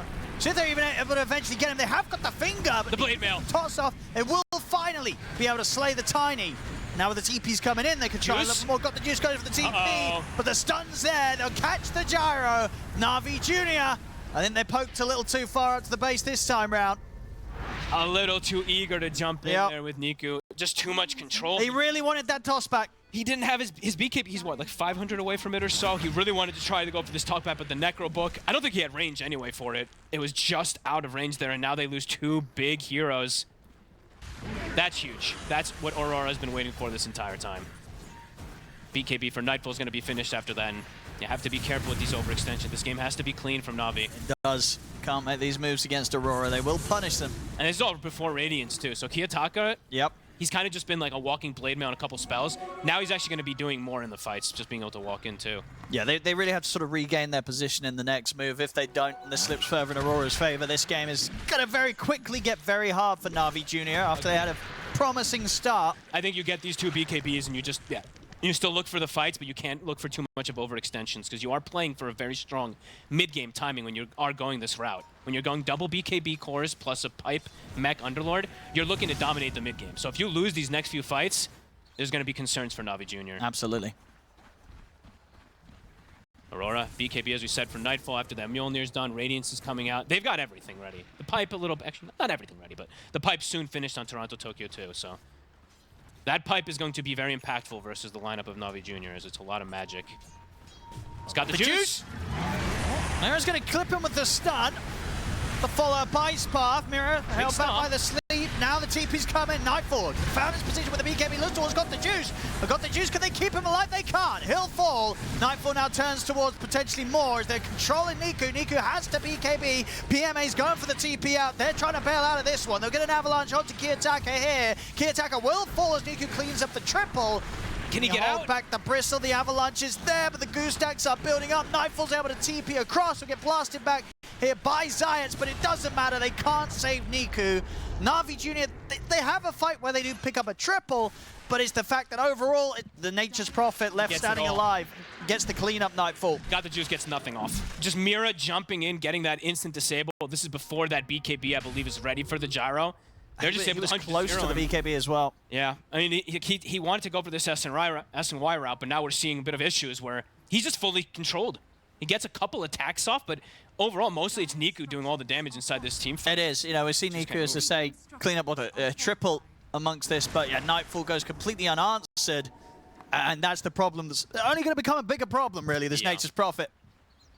Especially when he's got this backup of Toronto, Tokyo, just getting that big goo that comes out, always constantly lowering the armor so he can do that big damage.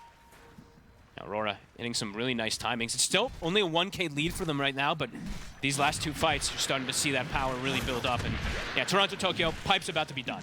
So Niku got to thrive in that last fight because I believe he did like 4,000 magic damage in the fight.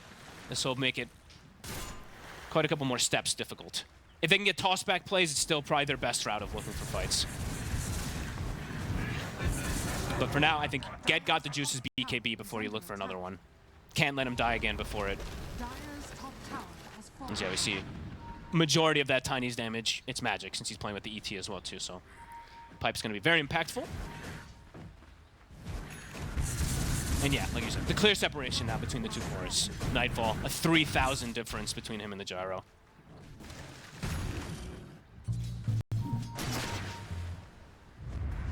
And Aurora, they're ready to fight. That pipe, I believe, was finished. They've got a solar crest also from Panto. NAVI Junior Scanning. got the juices. BKB is coming out right now. We'll have it finished. Nightfall is just TPing in front of him. He's ready to just start the play. The stuns. Backup's coming in. Big stomp. The route here pretty much onto the four of them. Got the juice stretched up here with the BKB. They've got the control. They're going to be able to clean up the two supports as Panto and Mirror fall. See if they can turn towards any of the cores though. Jump forward and a toss back. They've got the control onto Toronto Tokyo. The Bristleback in trouble as NAVI Junior get a third. What a play from Gritties. I mean, they were just completely ready for that. I don't know if Nightfall's going to be looking to try and start the fights again after that. He TP's in, and the team's like, let us initiate next time, buddy. Yeah, that was, I mean, they got the Hex initiation, right? They got the stun, but I mean, Riddies, you can call him Reddies in this one because he was literally in the perfect spot, right? Stomp onto 3 or 4 heroes, splitter follow. Couldn't ask for a better moment for that. And now Roche, they'll be able to snag this too. So Comfort forgot the juice. Very ideal moment for that to happen for him. Stopping the momentum that was starting to be gained there from the side of Aurora. And now Juice, he's got the coverage. He's got that protection to be able to wait with his BKB if he does get insta-jumped. It's a fun game. This is a very close one. All about who's going to execute these team fights better at this point, but NAVI Junior again with this Aegis now.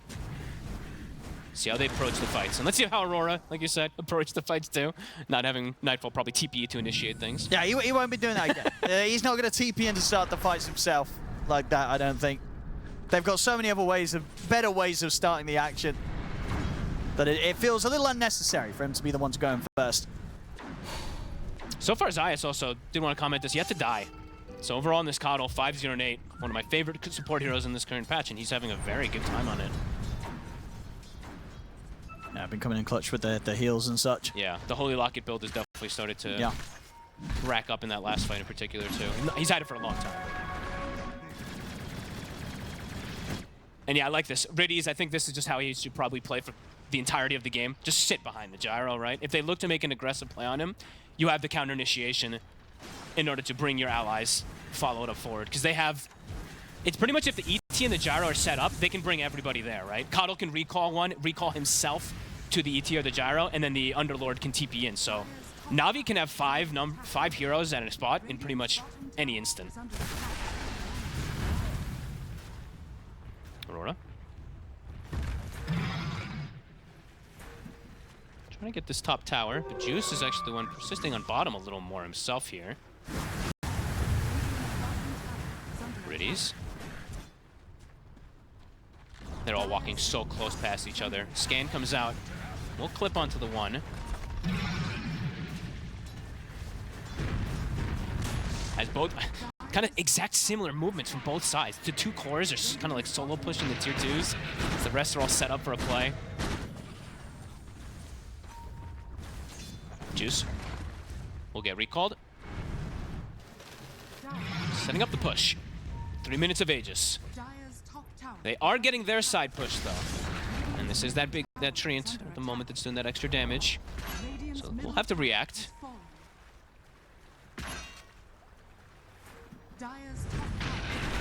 Tipping back here, got the juice. Got the Fiend's Gate as well. Go ahead, Panto. Can they get a second? No, Miro blinks away. Almost. Oh, they can look to push this lane all the way back round, try and take that final tier 2 away from Aurora. Juice is drawing down the mid lane. He looks like he wants to really get the push going. Okay. I don't know, they have issues with their lanes. It's always going to be the case when you're playing versus Nature's Prophet. Someone has to deal with the lane. So Juice will go top. I guess he can get recalled in 20 seconds when Zayat has it up. Oh, Niku. He's got the Yule's play here to punish the X mark that Kiyotaka tried to set up to clear the wave with. Has to put the BKB to run this one off. Doesn't BKB TP? Can Niku go again? He's not quite up the cooldowns there. That's a BKB though, used 80 seconds. Navi can continue to look for this pressure. Yeah, absolutely. Still with this, what, about a minute and a half left on the Aegis. They can take the Shrine. They saw Nightfall TP bottom too. Nightfall's feeling a little hesitant to go for the steal of the Shrine.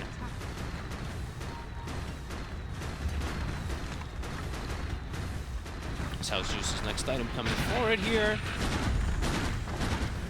Still a bit of time till he's got that, any of that lifesteal. But 1 minute left on the Aegis.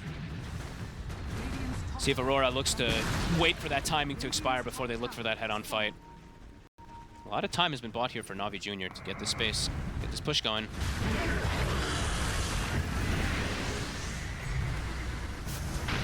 Let's see what they do here. Aurora, can they stop this push? Mira. Aegis 50 seconds. Mira's in. Got the shard though. He's still looking pretty dead. Sure is. Gets tossed back. That's only going to protect him for so long. Niku. It's kind of trapped him, but he has got BKB ready to press. He's actually going to get saved anyway with the 4-star. Doesn't even need to pop the BKB for now. They'll use the fortification here, Aurora. They're sustaining through this at the moment. This Coddle just keeping them healed up. 30 seconds on Aegis. Toronto, they've got to be careful of these potential tossbacks. Is the Aegis gone? For the Ice Path setup. They don't have that follow-up from the line quite yet. Nightfall tries to step in with the damage, but the force is there. Great force staff. I was about to say, is Kiyotaka going for shard soon? If this push is coming out, that's where you usually see the Kunkas get it. He Qs it pretty much right afterwards. But NAVI Junior, they'll back up after they get some good damage onto the tower here. Forcing all of Aurora in the base that entire time too, pretty much. Sure, Nightfall was outside a little, but good push forward. Radiant are scanning. Now these next few moments going to be the most important, since no Aegis coverage for your Gyro. Niku close to an Octarine. I mean, he's going to be playing with some crazy cooldowns, right? With this and the Chakra. Yeah. Like, the uptimes on your avalanches and tosses are pretty ridiculous. And the amp up, of course, that just gets built up there from the natural order. These things do add up. Aurora? I want to try and go aggressive themselves here, entering into NAVI Junior's side of the map. Wanting to find that back line, wanting to find the ET in particular, or that Coddle. Mira's going to go for the Underlord. So if they can bring in enough damage, they have the finger. Forced to the side, but the Sprout's down. Nightfall trying to finish PMA off, but now the backup comes in. PMA, he's only down to half HP. He's perfectly fine. He just TP's out of this one. Aurora, they have to try and bail out themselves, and they will succeed with that for the most part. Toronto, Tokyo, and Nightfall able to get out of here. Panto and Kiyotaka still on the run. He's got a BKB TP. Oh, lag. Oh! Maybe that saves him. Oh. He's going to get the chance to BKB TP. An interesting choice. I guess, I mean, they didn't really see the ET, right? They went for the target that they saw. But jumping on the Underlord, that's literally the tankiest hero. Yeah. So, attempting to go for that there, Aurora. He gets the mech, gets the pipe. I think he had a Lotus maybe, too. Big heals is Kiyotaka. Oh! Did he cancel it? He did. Oh. I mean, he was in the TP animation during the pause, so he must have pressed something when he came out of the pause, right? I guess, I mean, I must have been. I think he pretty much had to just not press anything after the game unpaused, and he would have been fine, right? Unless I saw that wrong. Yeah, I mean, that's what I saw. Yeah, he looks. You can see it in his camera, too. He was... I guess a bit of foreshadowing from himself, because he's like, nice lag, and then he moves after the pause. I don't know. Maybe he'd moved before it, and it messed him up. I don't know. Either way, he's dead. Unfortunate for him. That's brutal. Yeah. I mean, that was them looking for this fight. Goes horribly wrong. NAVI Junior don't get crazy amount of kills out of it, but they do get some to be able to push forward and finish up another couple items. Satanic is pretty much going to be done now. Got the juice off of that, and they've slowed down Kiyotaka massively after that death. I mean, that's honestly pretty massive, the way that whole kicks off with Mir jumping the Underlord and then the overchase. NAVI Junior feeling confident to charge. 25 seconds, no Kunkka. See what they can get done here. No BKB on Nightfall for 10 seconds, but he TP's out in time.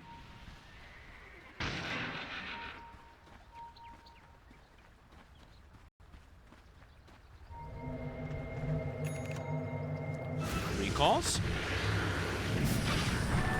That's one, that's two. He brings them both in. He's a tanky boy. It's a tough one to go for. You get the stomp and he's facing forward. And they're going to try again with another toss back. It's pretty deep now. And indeed, he'll be left to fall. They got him again. Another kill. NAVI Junior punishing. Anytime that they get even one little kill, they go for another. Niku. Got the Yule set up. BKB is back available to press for Kiyotaka if he needs to. He really doesn't want to. Won't have to. But Satanic now done, forgot the juice. He's on high ground. Oh, he's looking for the toss back, Niku. Won't find it this time. Thanks, Mark there. Nightfall turns up for the fight as well. They'll be able to force Niku back to safety again. Protecting him without him having to pop the BKB here on Tiny. And it's a good enough strike there for NAVI Junior. I think they can back up at least with a couple heroes and look to just keep recalling and playing on the enemy side of the map. Very good kill onto Toronto, Tokyo.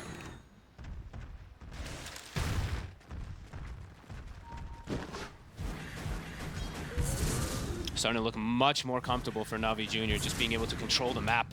Even though they're playing versus Nature's Prophet, with this recall, with this Underlord, they're able to deal with any of this split push and still be ready for the fights. And Juice now with another big item finished up. The Revenant Brooch after the Satanic. As Aegis push, it's going to be a bit of a challenge for Aurora to deal with. It looks like for them, they don't know how they want to approach the fight once that Aegis push is coming, because the backline of NAVI Junior is just terrifying. If you walk up too close, you get tossed back, but you have to find these supports. You can't just let Coddle and ET free cast, which they have been. Riddy's having a pretty much flawless game on this ET, actually. 1, 2, and 17.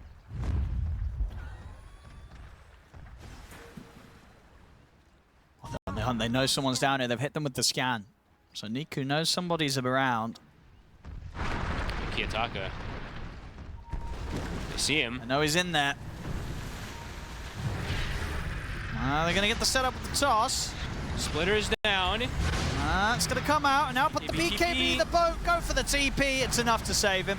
Good patience. If he TPs insta, the Splitter gets him, so well done. But that means no BKB for the push. So they're just going to all join in, and now there's no BKB on Kunkka. So how do you stop this? I mean, NAVI Junior with some really nice macro plays.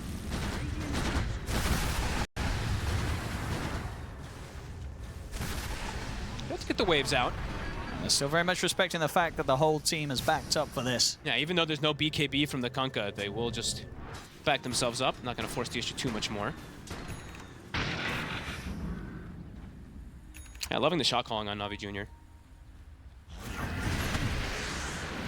You know, Pano was talking about sometimes when you see one of these guys playing the Coddle, they are ones that dictate pace of the game and dictate the macro game. Perhaps could be Zayats this game. Like 5-0-11, been doing a lot with these recalls. And he's about to have an Aghanims too, so more disruptive team fights.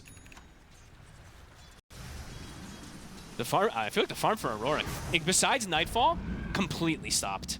Toronto Tokyo finally gets the BKB done. Kiyotaka's still not near an AC. It's really just Nightfall getting farm at this point. Oh! Juice, big force stab. All right. Not going to have enough damage. Oh, maybe. It's kind of caught a toss spot, but Niku's in with a save. Comes in with a toss back. Keeps that Aegis protected for a little longer, and Mira ends up dying to the output. Oh, got Niku? the juice. Can he get out, though? Can anybody save him? They can't. All right, so for Niku's efforts to try and bail out got the juice, he ends up paying with his own life. They found Zayats. By Toronto Tokyo. Get the setup here on towards PMA. It's falling apart. This is an Aegis push gone horribly wrong from Na'Vi. Oh. I mean, Aurora with the flank, but an aggressive force staff to put Niku in a position where he feels like he has to toss back his ally, and it's a disaster. Now Aurora they should have just let themselves. Just let the Jaro die, right? Let that Aegis get taken away. Now it's 50 seconds, no Tiny, no Underlord, and they found the Coddle in the back line. Toronto Tokyo somehow flanked onto Zayats this time around. We'll see again here. You know, Niku, he wants to bail his bro out. I mean, look at Toronto Tokyo. Look what he's doing during this. So they're very distracted by this Bristleback who's just running at the Coddle the whole time. And Coddle was the important one that was needed there. He's the one with the force stuff. He sure is. Might have been able to bail Niku out. But yeah, Niku trying to save his buddy. He maybe could have just done the beat. Did he have TP? I think he did. Maybe he could have just BK'd and TP'd out. And now the push is coming in from Aurora. Mistakes made, and Aurora, they're capitalized. They get the tower. And that's just still 90 seconds with Aegis, and they were able to do that. So Aurora. Well, the levels are creeping up for Nightfall, of course. Almost 25. That level 25, where you might as well just call the GG. It's coming soon. And he's almost got Butterfly, too. And as we were mentioning for the Gyro, did go Revenant's Brooch, so might have to switch up the build a little bit here in the next item. He's got Silver HQ'd, but as soon as he sees that Butter, might have to just go for the MKB. It's a wild game. 10-23, but we're seeing that Aurora, especially on the high ground defenses, maybe not the first time around, but if they can get these type of force staff plays or reposition plays, can really mess with NAVI Junior. Oh, they've hit the scan as well. They want to try and find someone farming this bottom line of the map. Nightfall. These two are going to look to try and set up on the Tormentor. NAVI Junior is on their way over. Oh, this could be crazy. They take it pretty quickly, They of kill course. it in seconds. But they get out in time. Tokyo. Nightfall, he'll make it away.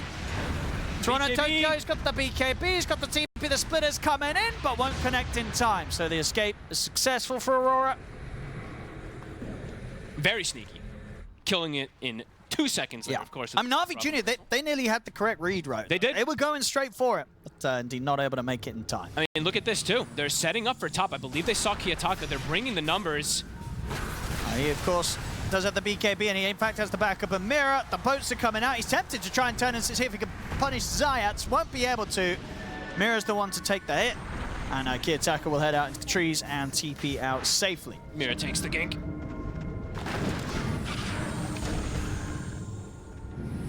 This game is definitely getting to some crazy spicy levels. As you said, Butterfly is done for Nightfall. 24 is about to be hit. They do have ways to be there for the rat potential, right? They have the Kotl, they have the Underlord, so ways to sort of react to the pressure that Nightfall's going to be putting on. And no one's got a Dagon, though. Maybe the Kotl has to start queuing it up. I think you do. I think Zayats or someone has to queue it up because it still becomes way too much of a nuisance. Got the juice. Soon to 25. He does buy the Silver Edge, though. So not going to be going down that extra bit of hit for the Butterfly of the Nature's Prophet. And I have to point out that Nightfall, he did go for the Pyrrhic Cloak. I think this is one of the craziest neutrals. It's a great item. You got to remember to press it, to use it. If you get it on someone, the amount of damage that's getting sent their way, it's a big old number, that 75%. Especially if you ever get it on a support. If you're a core and you get this ability on, they're just dead. They're dead. Yeah, just to that. Top Panto will get found. Can they get something bigger? Looking for Nightfall. Put the BKB, and indeed he'll go for the classic hit. He stopped, the splitter's in. He's going to try and get for the secondary on, but the root's there as well. Oh, and he has no buyback. They've killed him off. Oh, and he has no buyback. 95 seconds was spent up for that Butterfly. And they almost actually find the Kunkka as well. I mean, it's 90 seconds, Owen. 90 seconds, no carry. And for a lineup where a lot of those resources are heavily tilted towards that of the carry, 31k net worth, Nature's Prophet, not available for this defense. Who needs MKB if you find him completely alone? As now Rax, at least one set looks like it likely will fall. Let's see how much they can get. I mean, they're going to feel it as well. This Nature's Prophet ain't returning for a minute. Yeah, they're like, I guess he doesn't have buyback. They definitely should have seen that Butterfly picked up. They're going to go again. It's 50 seconds. It's a long time. They might be able to get all 3 sets on. Okay, they got the fortification. Okay. But as you say, they're going to know at this point, right, there's no need to back off. And now, in fact, if anything, they want to get in there. They're stepping up to the tier 4. They'll turn with the burst on towards Niku, but Niku's perfectly fine. Juice is standing in Macro Pyre. And the avalanche clips onto Kiyotaka, starting to fall incredibly low. Niku gets the Yule Scepter to set up on towards him. They'll use the force to get Kiyotaka back to safety. He'll turn with the boat. Won't make any offensive connection on towards NAVI Junior as they're able to kite it out. Mira tries to throw out a stun over towards, got the juice, but Niku's in with the avalanche, toss forward as well. Mira's gone, also out without buyback for 50 seconds. The mid-brack's getting cleaned up. They move towards the bottom set as well. 12 seconds. Aurora's trying so hard to delay. So much damage here being done by NAVI Junior. Can they clean up the final set? Nightfall back in the game. Splitter. It's down onto Toronto Tokyo. Nightfall's going to TP in aggressively. Got the juice, tries to turn down his ground. Sprout on Sprout action. Falls forward. Got the juice in on top of Nightfall. Buyback comes out from Toronto Tokyo. Nightfall can even clean up PMA. PMA is going to get forced to safety. PMA will live. Nightfall clipped by the avalanche. They're not even able to get the kills. NAVI Junior, they can walk this one off. Toronto Tokyo is desperately trying to chase them down and find something here for Aurora. See what he can get. They're controlling him here with the sleep to the side. Aurora wants to chase this so badly. Nightfall's TPing in aggressively. He's got to be a bit careful. His BKB's on cooldown. He gets caught by the pit. Falls forward as well. Stun and the drag back for the tidal wave is there, but Nightfall's going to keep on running. A missile heading his way. Buyback comes in now from the Jakiro. Toronto Tokyo's cleaning up in the back. Got the juice, he's being focused. He does have the Silver Edge ready to pop, so he might be able to sneak away with it under the vision. No, in fact, he's going to look to maybe stand his ground because Niku's ready to go in once more. Jumps in with the toss here onto the two of them. Juice, can he get away? I mean, Niku's still perfectly fine. He's going to have another toss in a second. Got the juice, he's still got a lot of HP to play with. Toronto Tokyo's got to be careful. They get the toss over to the side. Toronto Tokyo trying to bounce away with over the cliffs. As NAVI Junior, they're not afraid of the fight. They're kiting. Got the juices ready to go back in. He knows if they can kill off this Nature's Prophet, it's going to be game over. They get the toss back on towards the stun. It's there. 95 seconds out again. 100 gold short of the bite back here, Nightfall. What a beautiful kite that they did. All the zeros have just kited them for 40 seconds. Yeah, that was crazy. They knew to just keep the pressure on. They didn't have to run, and they could back off a little bit. but they knew that that fight, at the end of the day, they could force it in their advantage. They're on to the tier 4s here, NAVI Junior. That was a beautiful fight. They literally were just dancing around. Look at the damage done in this team fight. 30,000 from both sides, and somehow NAVI, they actually only ended up losing that coddle. And he needs a bounty rune. Somebody find a bounty rune. There it is. There's the bounty rune. Toronto Tokyo able to get the bounty rune to make sure that the buyback gold's there for Nightfall. But there's 9,000 gold on this gyrocopter. It's the push. The push is coming in. I mean, with this amount of money, just pick up a rapier, end the game. I mean, they'd probably be able to end the game anyway. But if you want to be super secure about it, maybe you do make that last-minute delivery. Get that same-day service. Ancients exposed. NAVI Junior. Are they going to be able to close this up? Aurora, they've got the 4 of them ready to try and put a stop to this. Toronto Tokyo moving in on towards the backlines. Niku is able to jump in, burst through Mirror. Mirror comes in with the buyback. Key attacker, core hit by the Will-O-Wisp. He'll back out for now. Nightfall, he's straight in the middle here with the BKB, trying to clean them up. Riddies will finally go down. Can Nightfall clean up anything more? The BKB's come to an end. He gets connected upon by the missile. Another buyback coming in now from key attacker. Nightfall turns towards PMA. PMA. He will die. Nightfall very low, running out of options to keep himself alive. Is there anyone that can save him? The missile connects. He's still alive. Ow. The shield comes in. Nightfall finally falls though. Got the juice, gets the triple. GG's called. NAVI Junior take game 2. What a wild game of fights. Holy shit. NAVI Costume? I got artsy glasses. Guys, I need people to know this. He changed his glasses for the first time in 16 years. It looks fantastic. 16 years? 16. Oh, those old ones must have got pretty dirty. Well, I'd goodness. replaced the Yeah, glasses, but they were the same style. Well, there we go. Anyway, ladies and gentlemen, game 3 here. The deciding one between NAVI Junior and Aurora. And yeah, Gyrocopter again here got the juice after NAVI Junior were able to close up that last game to win. So, reason I have a little bit of hesitation about the little switch up, we'll see how it ends up working if lanes end up going really well, but the reason I saw NAVI Junior have such a good time last game is how great they were in teamfights with kiting and just control. This one, it feels kind of complicated when you have an off-lane Terrorblade. You're completely reliant on your DK and Wind Ranger to do all the control, so... Yeah, because this is some reserves, just because the Ursa now has a great core-to-core matchup versus the Gyro. Yeah. So like, there's going to be a point of the game where Aurora's going to be able to pop a Ravage, pop a Roar, and whoever gets clipped by the stun, Ursa's going to be on them, and is going to kind of 100-0 them, right? very likely, yeah. So yeah, I don't know. I just my worry is that it's going to be like Niku and Zayats just trying their best to constantly get these catches, and is the stun's going to be enough? You know, we'll see how they itemize. I do think the Orchid route sounds pretty nice for PMA if he wants to do that versus the Ursa, if he gets off to a hot start, because then another thing to play around. Yeah, I kind of like how Aurora's finished things around here. You know, you've got a counter versus the Phoenix with the snap, you've got save versus the limited disables, and then you have that Ursa carry matchup. So yeah, how the lanes go. and overall, like, kind of. I mean, which lane do you see the most potential for NAVI Junior to shake things up? Is it the top lane early on? That's, Like, can that's they just put the one. the pressure on the bear with these two? That's just the one I'm uncertain about, really. It's strong, of course, with Wind Ranger, with the power shot spam, and of course you're getting this reflection spam, but Yeah. he's just going to be playing on stick charges. So I'm just uncertain if they can actually apply enough pressure on Nightfall to make it as worth it. But yeah, we'll see. Mid lane, I feel like Kiyotaka's going to have a pretty good time, but Niku also should have a good time. Bottom, got the juice, should win his lane. So I would say the two of the lanes for NAVI Junior look pretty either 50-50 or ahead of 50-50. The top lane, I'm just uncertain of really how that one's going to go. And do you imagine, are we going to see a very similar build for Got the Juice this time round, or do you think we get the Ags a bit earlier, he goes a bit more farm heavy? Playing versus Roar and Ravage and might just go the similar route, right? Might just go fighting route. Sure, get that SMY early. Yeah, it does feel like he might just go that, since he's playing versus heavy lockdown.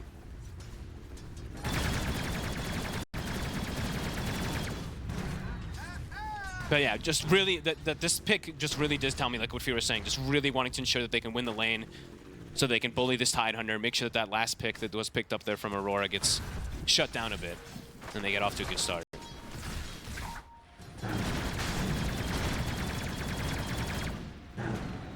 Of course, last 2 games, Toronto Tokyo has had not the easiest time in the lane. No. They've definitely been able to pressure him early. Definitely won't be another one of those. Almost ever. I think Tidehunter, there's very few situations where you can be an aggressive Tide. So far, top, they're doing a good job. They might even find Panto here on the side. Power shot connects. One more hit. Blood grenade tick. We'll get him. I think this is the lane that, you know, we could see NAVI Junior get away with quite a bit. It could be like two lanes that they win and a mid lane that they trade with the way that they've actually got it set up now, looking at it more. Because the constant spam from Wind Ranger, this hero is very annoying to play against as an Ursa.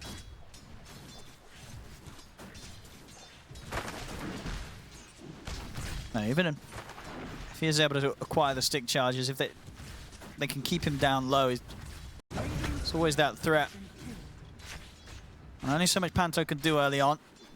Difficult to ever go aggressive onto these two, because even like at level 1 and 2 they're very strong on NAVI Junior, but level 3 they're even stronger, right? Yeah, they can just turn. You have the meta, you have the level 2 power shot perhaps, or a stun, extra stun, so yeah, so far. Lane's looking really strong here for NAVI Junior at the start. Mira, so you should be able to snipe a courier. This is a hero I've been wanting to see a little more, just because it's not really getting picked as much anymore. It's pretty much exclusively versus Phoenix. This the Snapfire, you know, Mira, it's one of his staple heroes. Yeah, well, why have people sort of fallen out of love with this hero right now in the patch? Its abilities just feel very lackluster. I don't know, the ult just feels like... The ult is his best ability, but Cookies just starts to be... I feel like it starts to be pretty unused as the game progresses. In laning phase, you see more impact from it, but... She got weaker, and all the others got stronger, it feels like, right? So... Very selective times that you want to pick it. It's particular versus the egg. Yeah. Now, I guess that's the thing with the ult as well. When you're a support, you know, you want to be sort of in the middle of the action with the items. You know, you're going to have these abilities, these items to sort of bail each other out, save people. And obviously, with the best use of the ult, you just got to sort of sit back, stay stationary, and just slowly kick out damage. Mira versus Riddies. Riddies has the Lotus, so Mira's in trouble. One more hit. Might just be able to suicide. Might be able to go to a Roche. Looks like he's going to go for the live. Just live, actually. Even better. Kiyotaka doing very well in the mid lane. 23-3. He's actually slightly ahead of Nico. He's eating more harassment, and he hits the power shot. What a shot there from Zayat. They execute. He weren't ready for that, Kiyotaka. I don't think anyone was ready for that. That kill, beautiful. I love kill shot. Yeah, good awareness there from Zayat. It's just a sweep over towards the mid, look for the opportunity. I thought we were going to see this hero picked almost every single game on the 4 position. Just feels if he so hits strong. the power shot, he gets this kill as well. Could blood grenade and go for it. Opts to not try. Okay, doesn't want to try. Yeah, I love this hero overall for the kill shot, but also I think the shard has always been insane. So I think shard's still super good. People are showing that you can pick that one up really early, if not even just like a first item. And when you have Phoenix too, they could actually protect the egg with the Gale Force in some situations. So yeah, when are we going to get some mid-win ranger back in, or is that not? That's not. No. I'm telling you, you get one of those spell amp enchantments, and you get the you go some sort of Kaya Sanj build. Your power shot, you're one-shotting wave. You get Octarine, you're just botsing around, you're just clearing every wave from a mile off. Pick a different hero. And then instead of losing the game in 20 minutes, you can lose it in 80. It's fantastic. Highly recommend it. Just sniping the whole wave. I was about to say that sounds like when they're just delaying your loss. Top lane has really started to stabilize for Nightfall. It was starting to get a little dicey once they got the kill onto Panto to start, but I guess just being able to get the extra sustain and the movement that came up from the Wind Ranger gave him extra space. They're doing the same move they did last time, so both games they've made a 5-minute move, but usually they brought the support. There you go, where's the power shot? Oh, it's not even needed by Elizabeth. It's going to be needed now. He's not going to hit it, doesn't matter. Panto still goes down. Riddies. He's getting away with this finally. We're going to take it out by the last hit there from the little shredder. Nightfall. Zayat. Still alive. Blood grenade takes him out. Nightfall is actually going to survive. Able to TP away. Got the juice, comes in afterwards, but is a little bit late in terms of being able to get the kill set up. Looking for tower pressure. Yeah, it looks like with the Q at the moment. Oh, hit. Is there enough? Another blood grenade, a whip. It's close. Kiyotaka wants to get back in, but the Dragon Tail comes out for Niku. They will kill him off. A backup comes in, power shot. Not going to clip onto Kiyotaka, but Kiyotaka might just tick out here to Riddies. Puts him in the box. They'll chase him down. He tries for the jukes, but Kiyotaka will fall. NAVI Junior making sure that they get the trade in the mid. Lots of movements happening in this game. This one is not one of those slower ones. Pre-7 minutes, we have 7 kills already.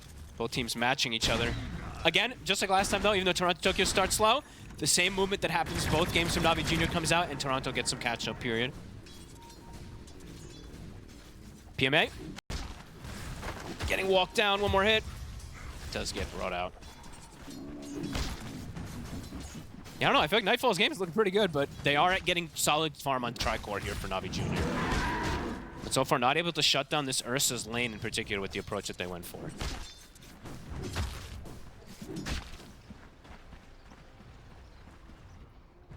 Still up. Eyes around this mid lane. And it looks like Juice is going to go farm route. So, Yeah. yep, he's going to go crit farm. Maybe feels like the game state is going to get to that point where he has to do that. He does have a DK to make plays early, but let's see if that pays off for him. Niku, that Blightstone, getting extra damage onto the tower. He'll survive, though. It's Kiyotaka just going for... He just treads. Really treads.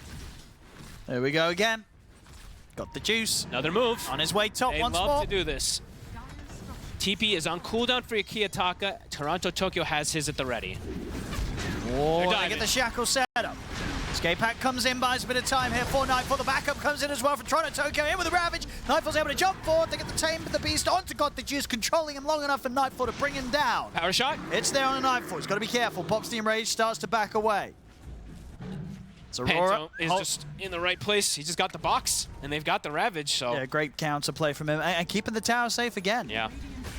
And that's got the Juice getting slowed down. So, you know, they pick this hero, the gyro roll, to dominate the lane. These deaths do hurt. Yeah, great skill build there coming out from Panto. Definitely needing that escape act point here. Not going to go for the 2-0-2. Nightfall top of the board. Mid lane. DK forms back up in 5. They really want to get this push going. Mira is still not 6, so no ult on him. Bringing 4 heroes. Again, looking to just bring Got the Juice for all these moves. Got the finish.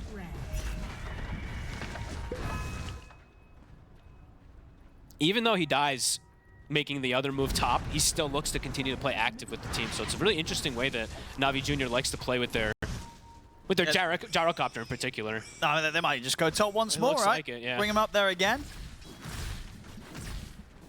This time. Surely this time. I think this time, surely this top lane is going to be a place that Aurora back off from. Yeah, no TP, no Ravage available. Kiyotaka has TP and Roar, but very limited mana, so looks like this one should be NAVI Junior finishing off that tower.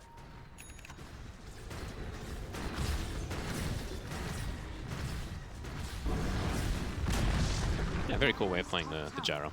We'll be able to probably port back through. Go back toward bottom. Panto. Oopa. He's gonna walk right into him. Support level 6s are starting to be hit across the board, so both supports now have it. See who wants to take that fight first. As Mira has an amp damage, Ravage is coming back up in 20 seconds. Can NAVI Junior catch a fight before Ravage? Got the Juice is very far forward. Getting the Roar.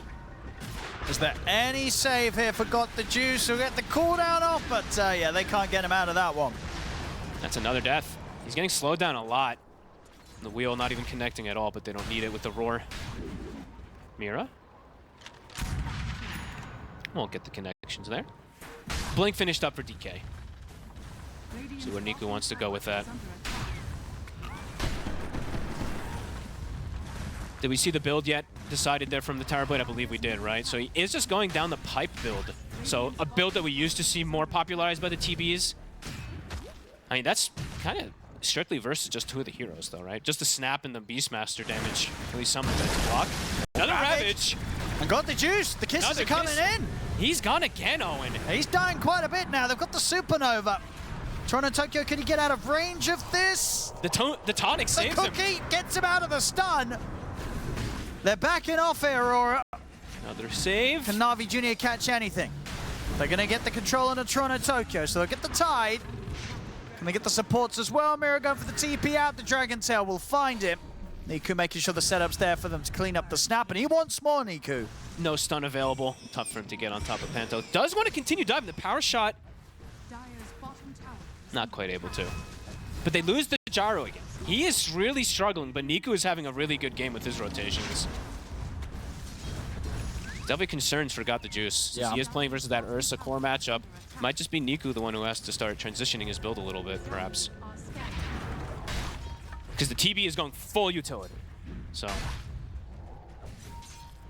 bit surprised that he did go down that route. Well, you would have liked to see a greedy route, as you say, well, because you feel like that the pipe timing's just not that big this game. It just doesn't feel like it's that effective versus the entirety of Aurora's lineup. It's good versus like 1 or 2 heroes, but that's just about it. Sometimes you see it's like super effective versus everything, but we'll have to see. Might just be enough when it's like to protect the gyrocopter. Maybe that's the full idea behind it, but... Okay, talk halfway to Ags. 7-7, 2K lead at the moment still for NAVI Junior. So even though Got the Juice has died 3 times, they're getting good farm on these supports in comparison. See the Phoenix having 3.3k net worth.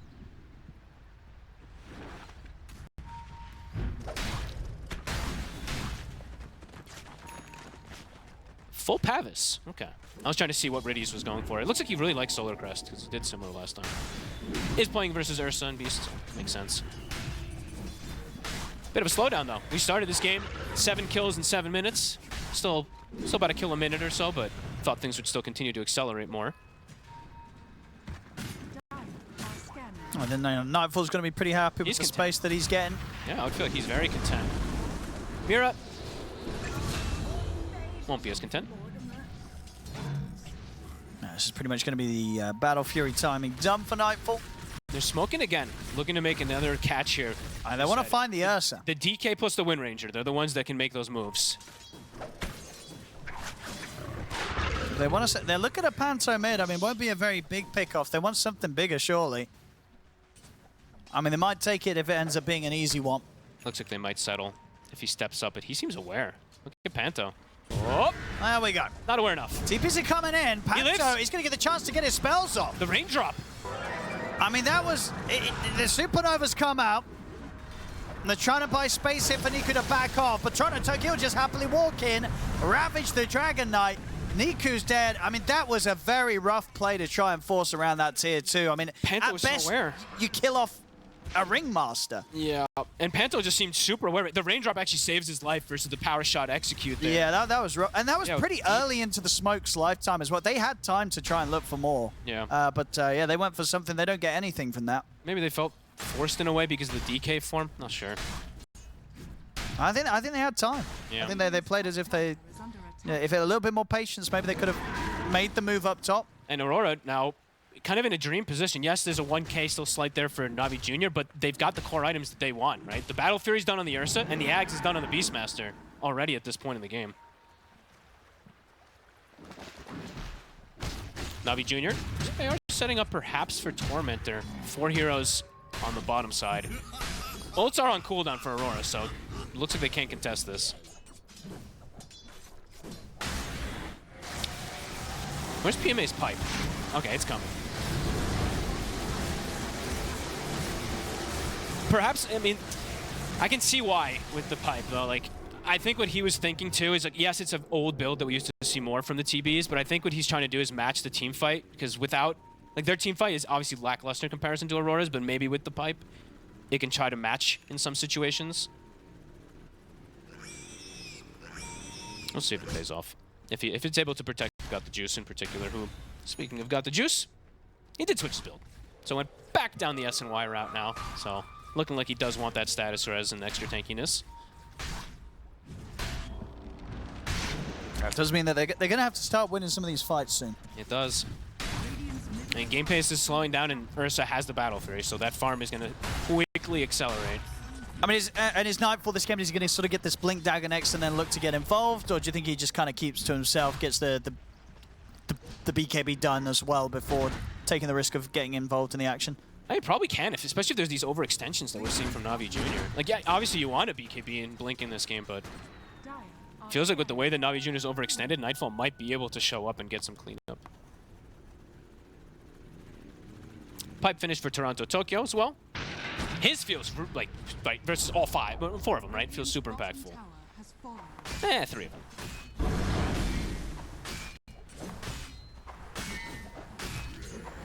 NAVI Junior, they'll wait for Niku's BKB.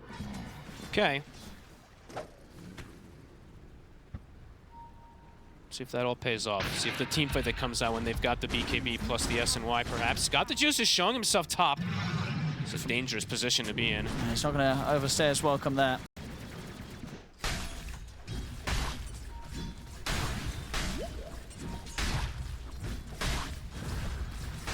And we'll see. I mean, next after the pipe, where you get the shard on the Terrorblade, where do you go from here with this sort of build? This is my curious. That's what I'm curious about too. Does like, what's the next? Do you start hybriding, right? Like, do you start going hybrid to start having some damage yourself, or do you start playing to just be like a Sunderer guy to protect the? We'll go some sort of blink build. That's what I was thinking. Just because looking at Aurora's draft, they're looking to roar, ravage, blow something. Yeah, right? I wouldn't mind that. Yeah, so, if you can get the Sunder off. I'm trying to think. Because like that, I feel like that is going to start to become his role as being the save rather than being. Because they need it, right? Because who else is doing that on Navi's lineup, right? They're not. The save is going to be a Sunder. Yeah, unless like something like Phoenix Axe, but that's like way later. Nightfall's got Blink. Aurora, they're ready to fight. Everything's up. They saw got the juice. He has to be super careful. Actually is able to distance himself. Nightfall jumps a little early. Blink done for Beast. So double blinks finished up on the side of Aurora. Navi, do they have the BKB yet for Niku? They don't. He's so close. PMA. They'll get some easy kills here. Yes. At least the one. Very easy grab onto kill. PMA. Do end up, I'm surprised they threw the kisses. I mean, they do connect with the Impalement Arts though onto Zyrus. They can try and chase him down as well. Wimrun is up in a second. The Hawk catches him. Root will catch him. Another Impalement Arts. I mean, Panto, he don't miss. That one he does, though. Another axe. We'll scout things out. Ravage still at the ready. They used Roaring Kisses. And it's time to go into that Roche. So posing the threat to the side of Navi Junior. That doesn't feel like something that I would think that they're going to contest, but it looks like they're going to try. They had the BKB. I mean, they're going to try. It's 100. He's so close to the BKB on Dragon Knight, but he doesn't quite have it. There's no kisses. That's one big thing, though. So they're probably trying to fight because of that. Juice. I'll drop the cooldown. I'll kite this out. Niku's in. They get the jump onto Mira. Mira. He's able to jump up to the high ground with the cookie. They can't even kill the snap. Survives. I thought for sure he was dead. Solar Crest protects him with a tonic. And back to the Roshan. I mean, Nightfall's maybe seeing if he can get a pick off to the side. He doesn't want to go back in himself here on the Ursa. Aurora smoking up themselves now for the wraparound. They have Roar up again, Owen. They got Roar, they got Ravage. They're ready to go. Well, the Supernova comes out. Gonna try and make the jump over towards PMA. There's the Toronto Tokyo coming in with a Ravage. They're focused. Got the juice. Thunder comes in. PMA able to make sure they got the juice. Gets right against full AP. Navi Junior, they're in the pit. He walked in. Niku's looking to finish up the Roshan. They're trying to finish up the Roche. They won't get it though. As Dyer kills Roshan, Niku is able to snatch the Aegis. They've killed off Kiyotaka. Can they get Nightfall? Cookie into the side. Jackal won't connect. Nightfall's able to reset. Niku, he got the Aegis. Can he do anything with it? Nightfall's going back in. He's going to get the jump on the Riddies. Riddies is gone. They get himself another kill here. They'll try and get the stun on the Mira. Mira continues to survive. They just cannot kill this Snapfire. How are they still alive? Niku's just getting kited now, as he may have got that Aegis snatch, but they're going to be able to deal with it the once. And Nightfall's in position. They're going to be able to likely deal with it a second time. Oh, and Mira actually dodges the power shot with the cookie, too. Just teasing him on the Snapfire. That was, this actually looked like the fight from Navi Junior that we saw in the south side of the last game. Just the kiting, the little plays that Aurora was able to do to distance themselves. See, Mira it wasn't a bad call for Navi Junior. They sort of had Niku get into the pit, try and finish up this Roshan. He was very close to getting the kill himself on it, but it just took a little bit too long to try and finish that off whilst Aurora was dealing with the rest of the team. Gets the steal on the Aegis. It doesn't matter. He didn't get the kill on the Roshan, so Aurora, they still get that for themselves. We'll see it again here. Aurora only loses the one hero. Like, they literally just die with the one. They kite with like 10% HP on so many. I can't believe Mira survives this whole fight. Look at his HP right now. And he ends up surviving during all of it. Great wheel connection there from Panto. Gets onto the TB after the Sunder. And they go for the Roche, like you said, right? But it's actually very lucky that they even pick up the Aegis to survive a little longer. Otherwise, they might not even get the kill. Yeah, just great defensive spellcasting coming out from the side of Aurora. Well done, everyone. A tough one. They needed that fight to go well. Navi Junior with that one being a rough team fight. And of course, a team fight that might have been a bit different if the BKB could come out a little earlier at the start for Niku. Very true. But no, it wasn't to be the case. 100 gold short when he entered into that one. Did have enough by the end of it, though. And Nightfall's about to have BKB now, too, so the approach for the fight's going to be so much easier for him, as we saw. He was struggling a little bit to stick on targets, but either way, this next item's going to make it really clear for him to just They blink, they roar, the gyrocopter, and they 100-0 him. And even if the Sunder comes out, the one problem is, yes, you reset the HP, but you do not remove Fury Swipe stacks. So that's the other thing that always comes into weirdness. It's like, yes, you have this save from Sunder, but he's got like 10 Fury Swipe stacks. So the next 2 hits hit for like 400 damage.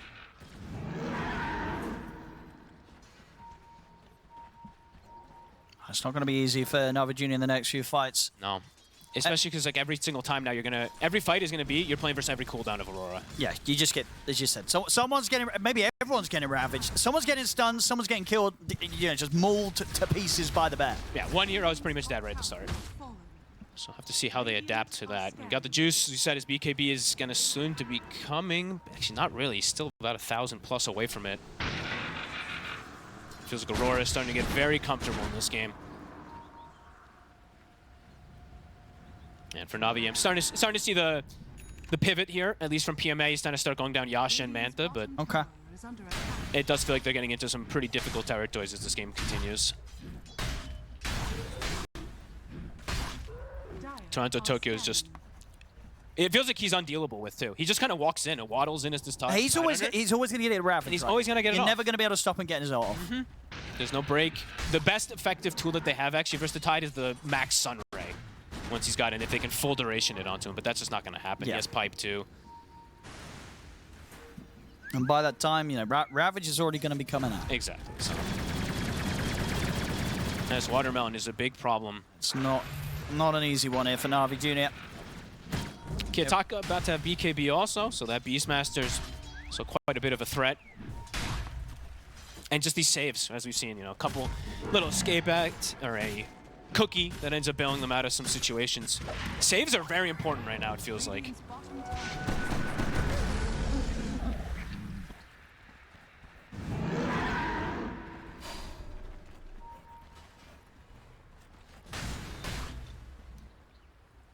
Yeah, looks like it's just going to be wait for BKB of Gyro, but so much space for the Ursa.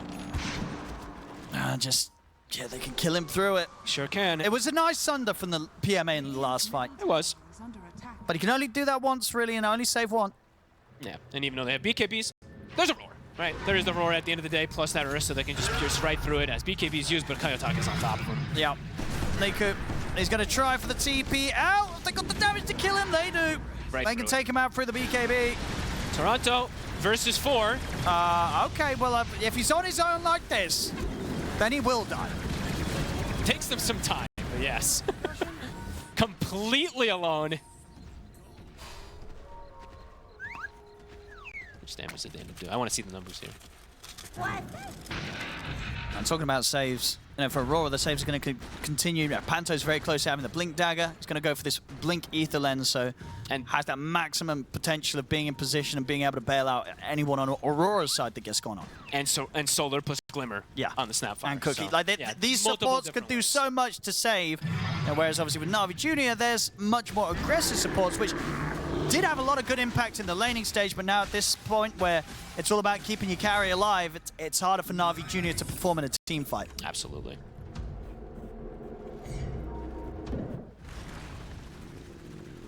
And Wind Ranger overall, you know, it's a different type of style support because you don't really have like you don't have an ultimate, right? Like your Gale Force is kind of your ultimate. Yeah, I mean, indeed, your Focus Fire is easily your most useless ability in this role. Exactly. So it's like, you know, the two supports on the side of Aurora are very impactful with their ultimates, while this is just Shackles that have to connect.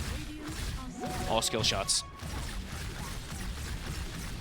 AK lead continues to grow for Aurora. Basher for Nightfall is done. It looks like they just feel free to go anywhere on the map at the moment. 50 seconds left for Ravage, but feels like they can probably just fight without it. Has got the juice. Just doesn't feel good to play from behind as a gyrocopter. Not at all. In particular, yeah, when you got this, and with this order of item build. Yeah. Not able to make as much as you can happen with the space that you're getting in these moments. Okay, SNY is done with PMA, and he does max Metamorphosis to point out, because sometimes we do see him go stats and go full support round on the TV. Bottom, they're on Niku, the Basher. I mean, the rest of the team is so far from it. He is just dead. And the rest of the team, they now have to get out as well. C1 will be able to bail himself out. They got a deep ward during that expedition, but they lose Niku. Yeah, they were just so far away from him. Could not swing back over in time to save him. And Aurora just playing super confident now, running around with Nightfall with the 2 supports. Anyone they find could just die. PMA gets clipped. The setup with the Scatter Blast is a little too far for now. Nightfall's blink was CD, otherwise I think he would have gone. Ag's done for Toronto Tokyo. All timings are hit for Aurora. What's your answer, Navi? You need time for your gyro. Yeah, then he needs an Aghanims, a Satanic, and a Rapier. You know what I mean? Yeah, just a casual swap down. It's a fair bit of money. Well, that's what he needs, it feels like. Yeah, the Tricore is, even though they do have great scaling Tricore, just with what they're up against, this was a bit of my concerns with the way that they pivoted. Just that Ursa versus Gyro, it just gets better and better if he's at this point. Yeah, I mean, there's a reason why they didn't ban out the Gyro this game. They're like, you can pick it, we don't care. Long away is the time of the laning phase. And it wasn't like a laning phase where they like killed Tidunder 5 times or something. They killed him 0. Or 1. Toronto giving info with the Gush. They've got 2 lanes pushing pretty hard. And Fortification's been pressed. Radiant's top tower is under attack. They have to react to this on the side of Navi Junior. Dire's bottom tower is under attack. Radiant's middle tower is under attack. PMA, insights did come through the Twin Gate, but... Is this a cut a creep wave approach, or? Yeah, it looks like it hit with the illusion. Because I don't think fighting 5-on-5 at this point is an option for the side of Navi Junior. You need more items. Radiant's top tower is under attack. Nightfall and Mirror. Seeing if they catch anyone out by the tier 2. Nightfall, they'll look for Zayats. He used the Windrunner already. It's gone. Of course, he gets the Nemesis Curse, the best neutral you can find on Ursa. And he does get the Vast one as well, too. So that attack range you saw coming into play. A Nemesis Curse is crazy how good this item is. No, I love it. Yeah, it's one of my favorite to grab. You know, you don't even need to read the downside. Who cares? It's more damage, end of the day. It's only 6%. It doesn't matter, you take a little bit more yourself. Yep. You have ways to negate it as well anyway as Ursa, so it's probably one of the best on him because of the enrage. And he is going to do the Revenant's Brooch. Revenant's Brooch, whatever. The build versus the Gyro and the TB. Yeah, it's quick. This is fast starting timings in from him today. Yep. 30 minutes in, pretty much going to have these done. Key Attacker's going to grab the Aegis for himself. We've had some games where we do see Nightfall have a little bit of a slow one on the Ursa, but then we've also seen a couple games from Nightfall where he's like 20-0 on an Ursa. Tower is under attack. I think one of those games where he was 20-0, he actually lost, if I don't remember actually correctly. But either way, could definitely, Radiant's top tower is under you know, what Jenkins finished up talking about with toward the end of the draft is starting to ring in my heads too a little bit, where Aurora, you know, he was talking about Aurora, just was like, let's just pick our comfort. tower is falling. And it truly is across the board comfort.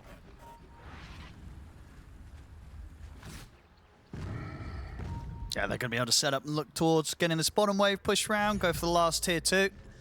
It's the Nullifier now on Niku, so they have a bit of a better way to just try and solo focus down a target if they get the jump. Okay. They can they can prevent at least some of the same escape acts. Escape pact is there. Now use Niku. it? Oh, he doesn't have it yet. I think he was on the courier, right? Yeah, he doesn't have it yet. Oh. Well, that part of the plan wasn't discussed enough, I guess, from NAVI Junior. They went without their newest, biggest pickup. They didn't have it. I don't think they have a chance of really getting the kill anyway, but without the Nullifier, you have a Yeah, negative definitely. chance. You're not killing anything. You just get escape act. Like, at least with the Nullifier, you can counteract that a bit. But The timing's just that little bit off, and now top.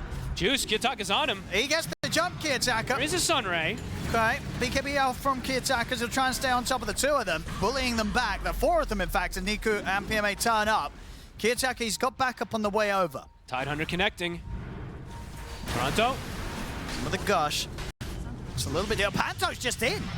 He jumps and gets the ATOS setup. Nightfall jumps forward as well. They get the jump onto Niku. They collapse it upon the DK. He's gone. And now they're ready to look for more potential. They're bullying them up to the tier 4s. No fear here from Aurora. I think Toronto Tokyo actually short blinked. I think he was trying to blink on the high ground and Ravage, and then he short blinked. I think they were going to go for more. It still just might. Yeah, these pokes here from Panto. He just keeps jumping in, ATOSing someone. Radiant's top tower. Keeping them on their toes here. Ravage still at the ready. Roar back up in 10 seconds. Looks like they'll back up, but Kiyotaka can stick in this area and look for another target with the Roar. Gem picked up on the side of Aurora, looking to completely control the map.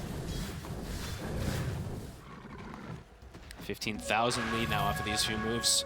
All ults pretty much at the ready again.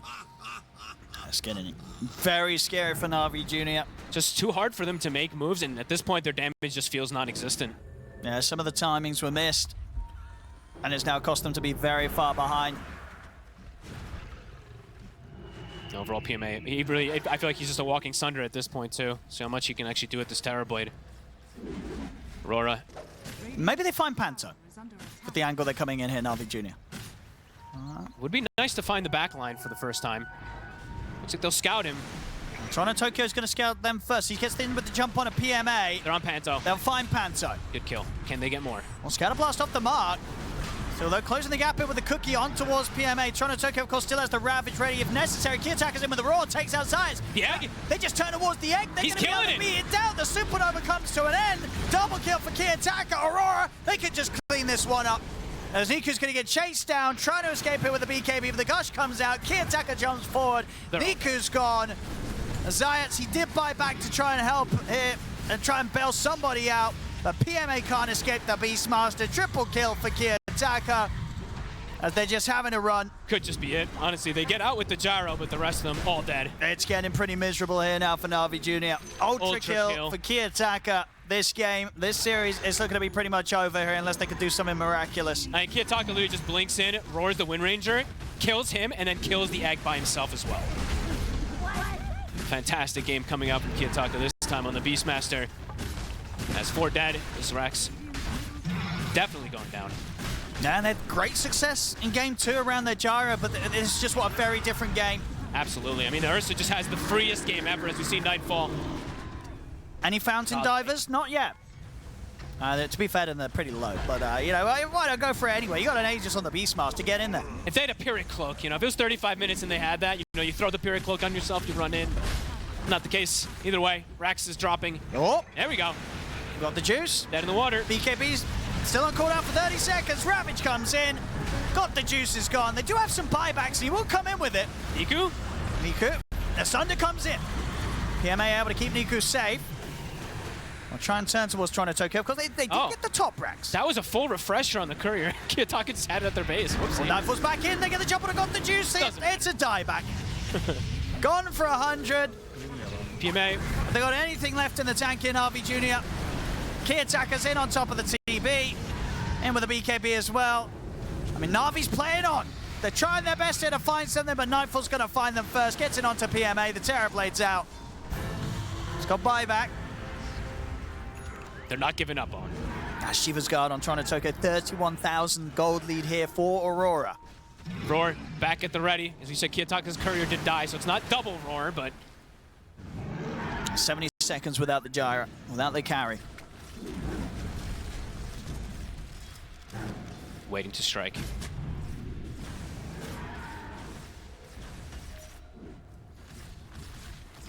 Nightfall will back up, look to finish off his Swift Blink while his team continues trapping them inside the base.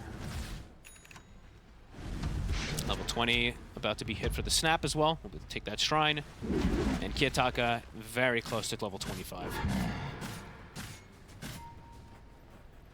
It's a strong approach from Aurora, as you see in all the team fights pretty much have been very decided for Aurora.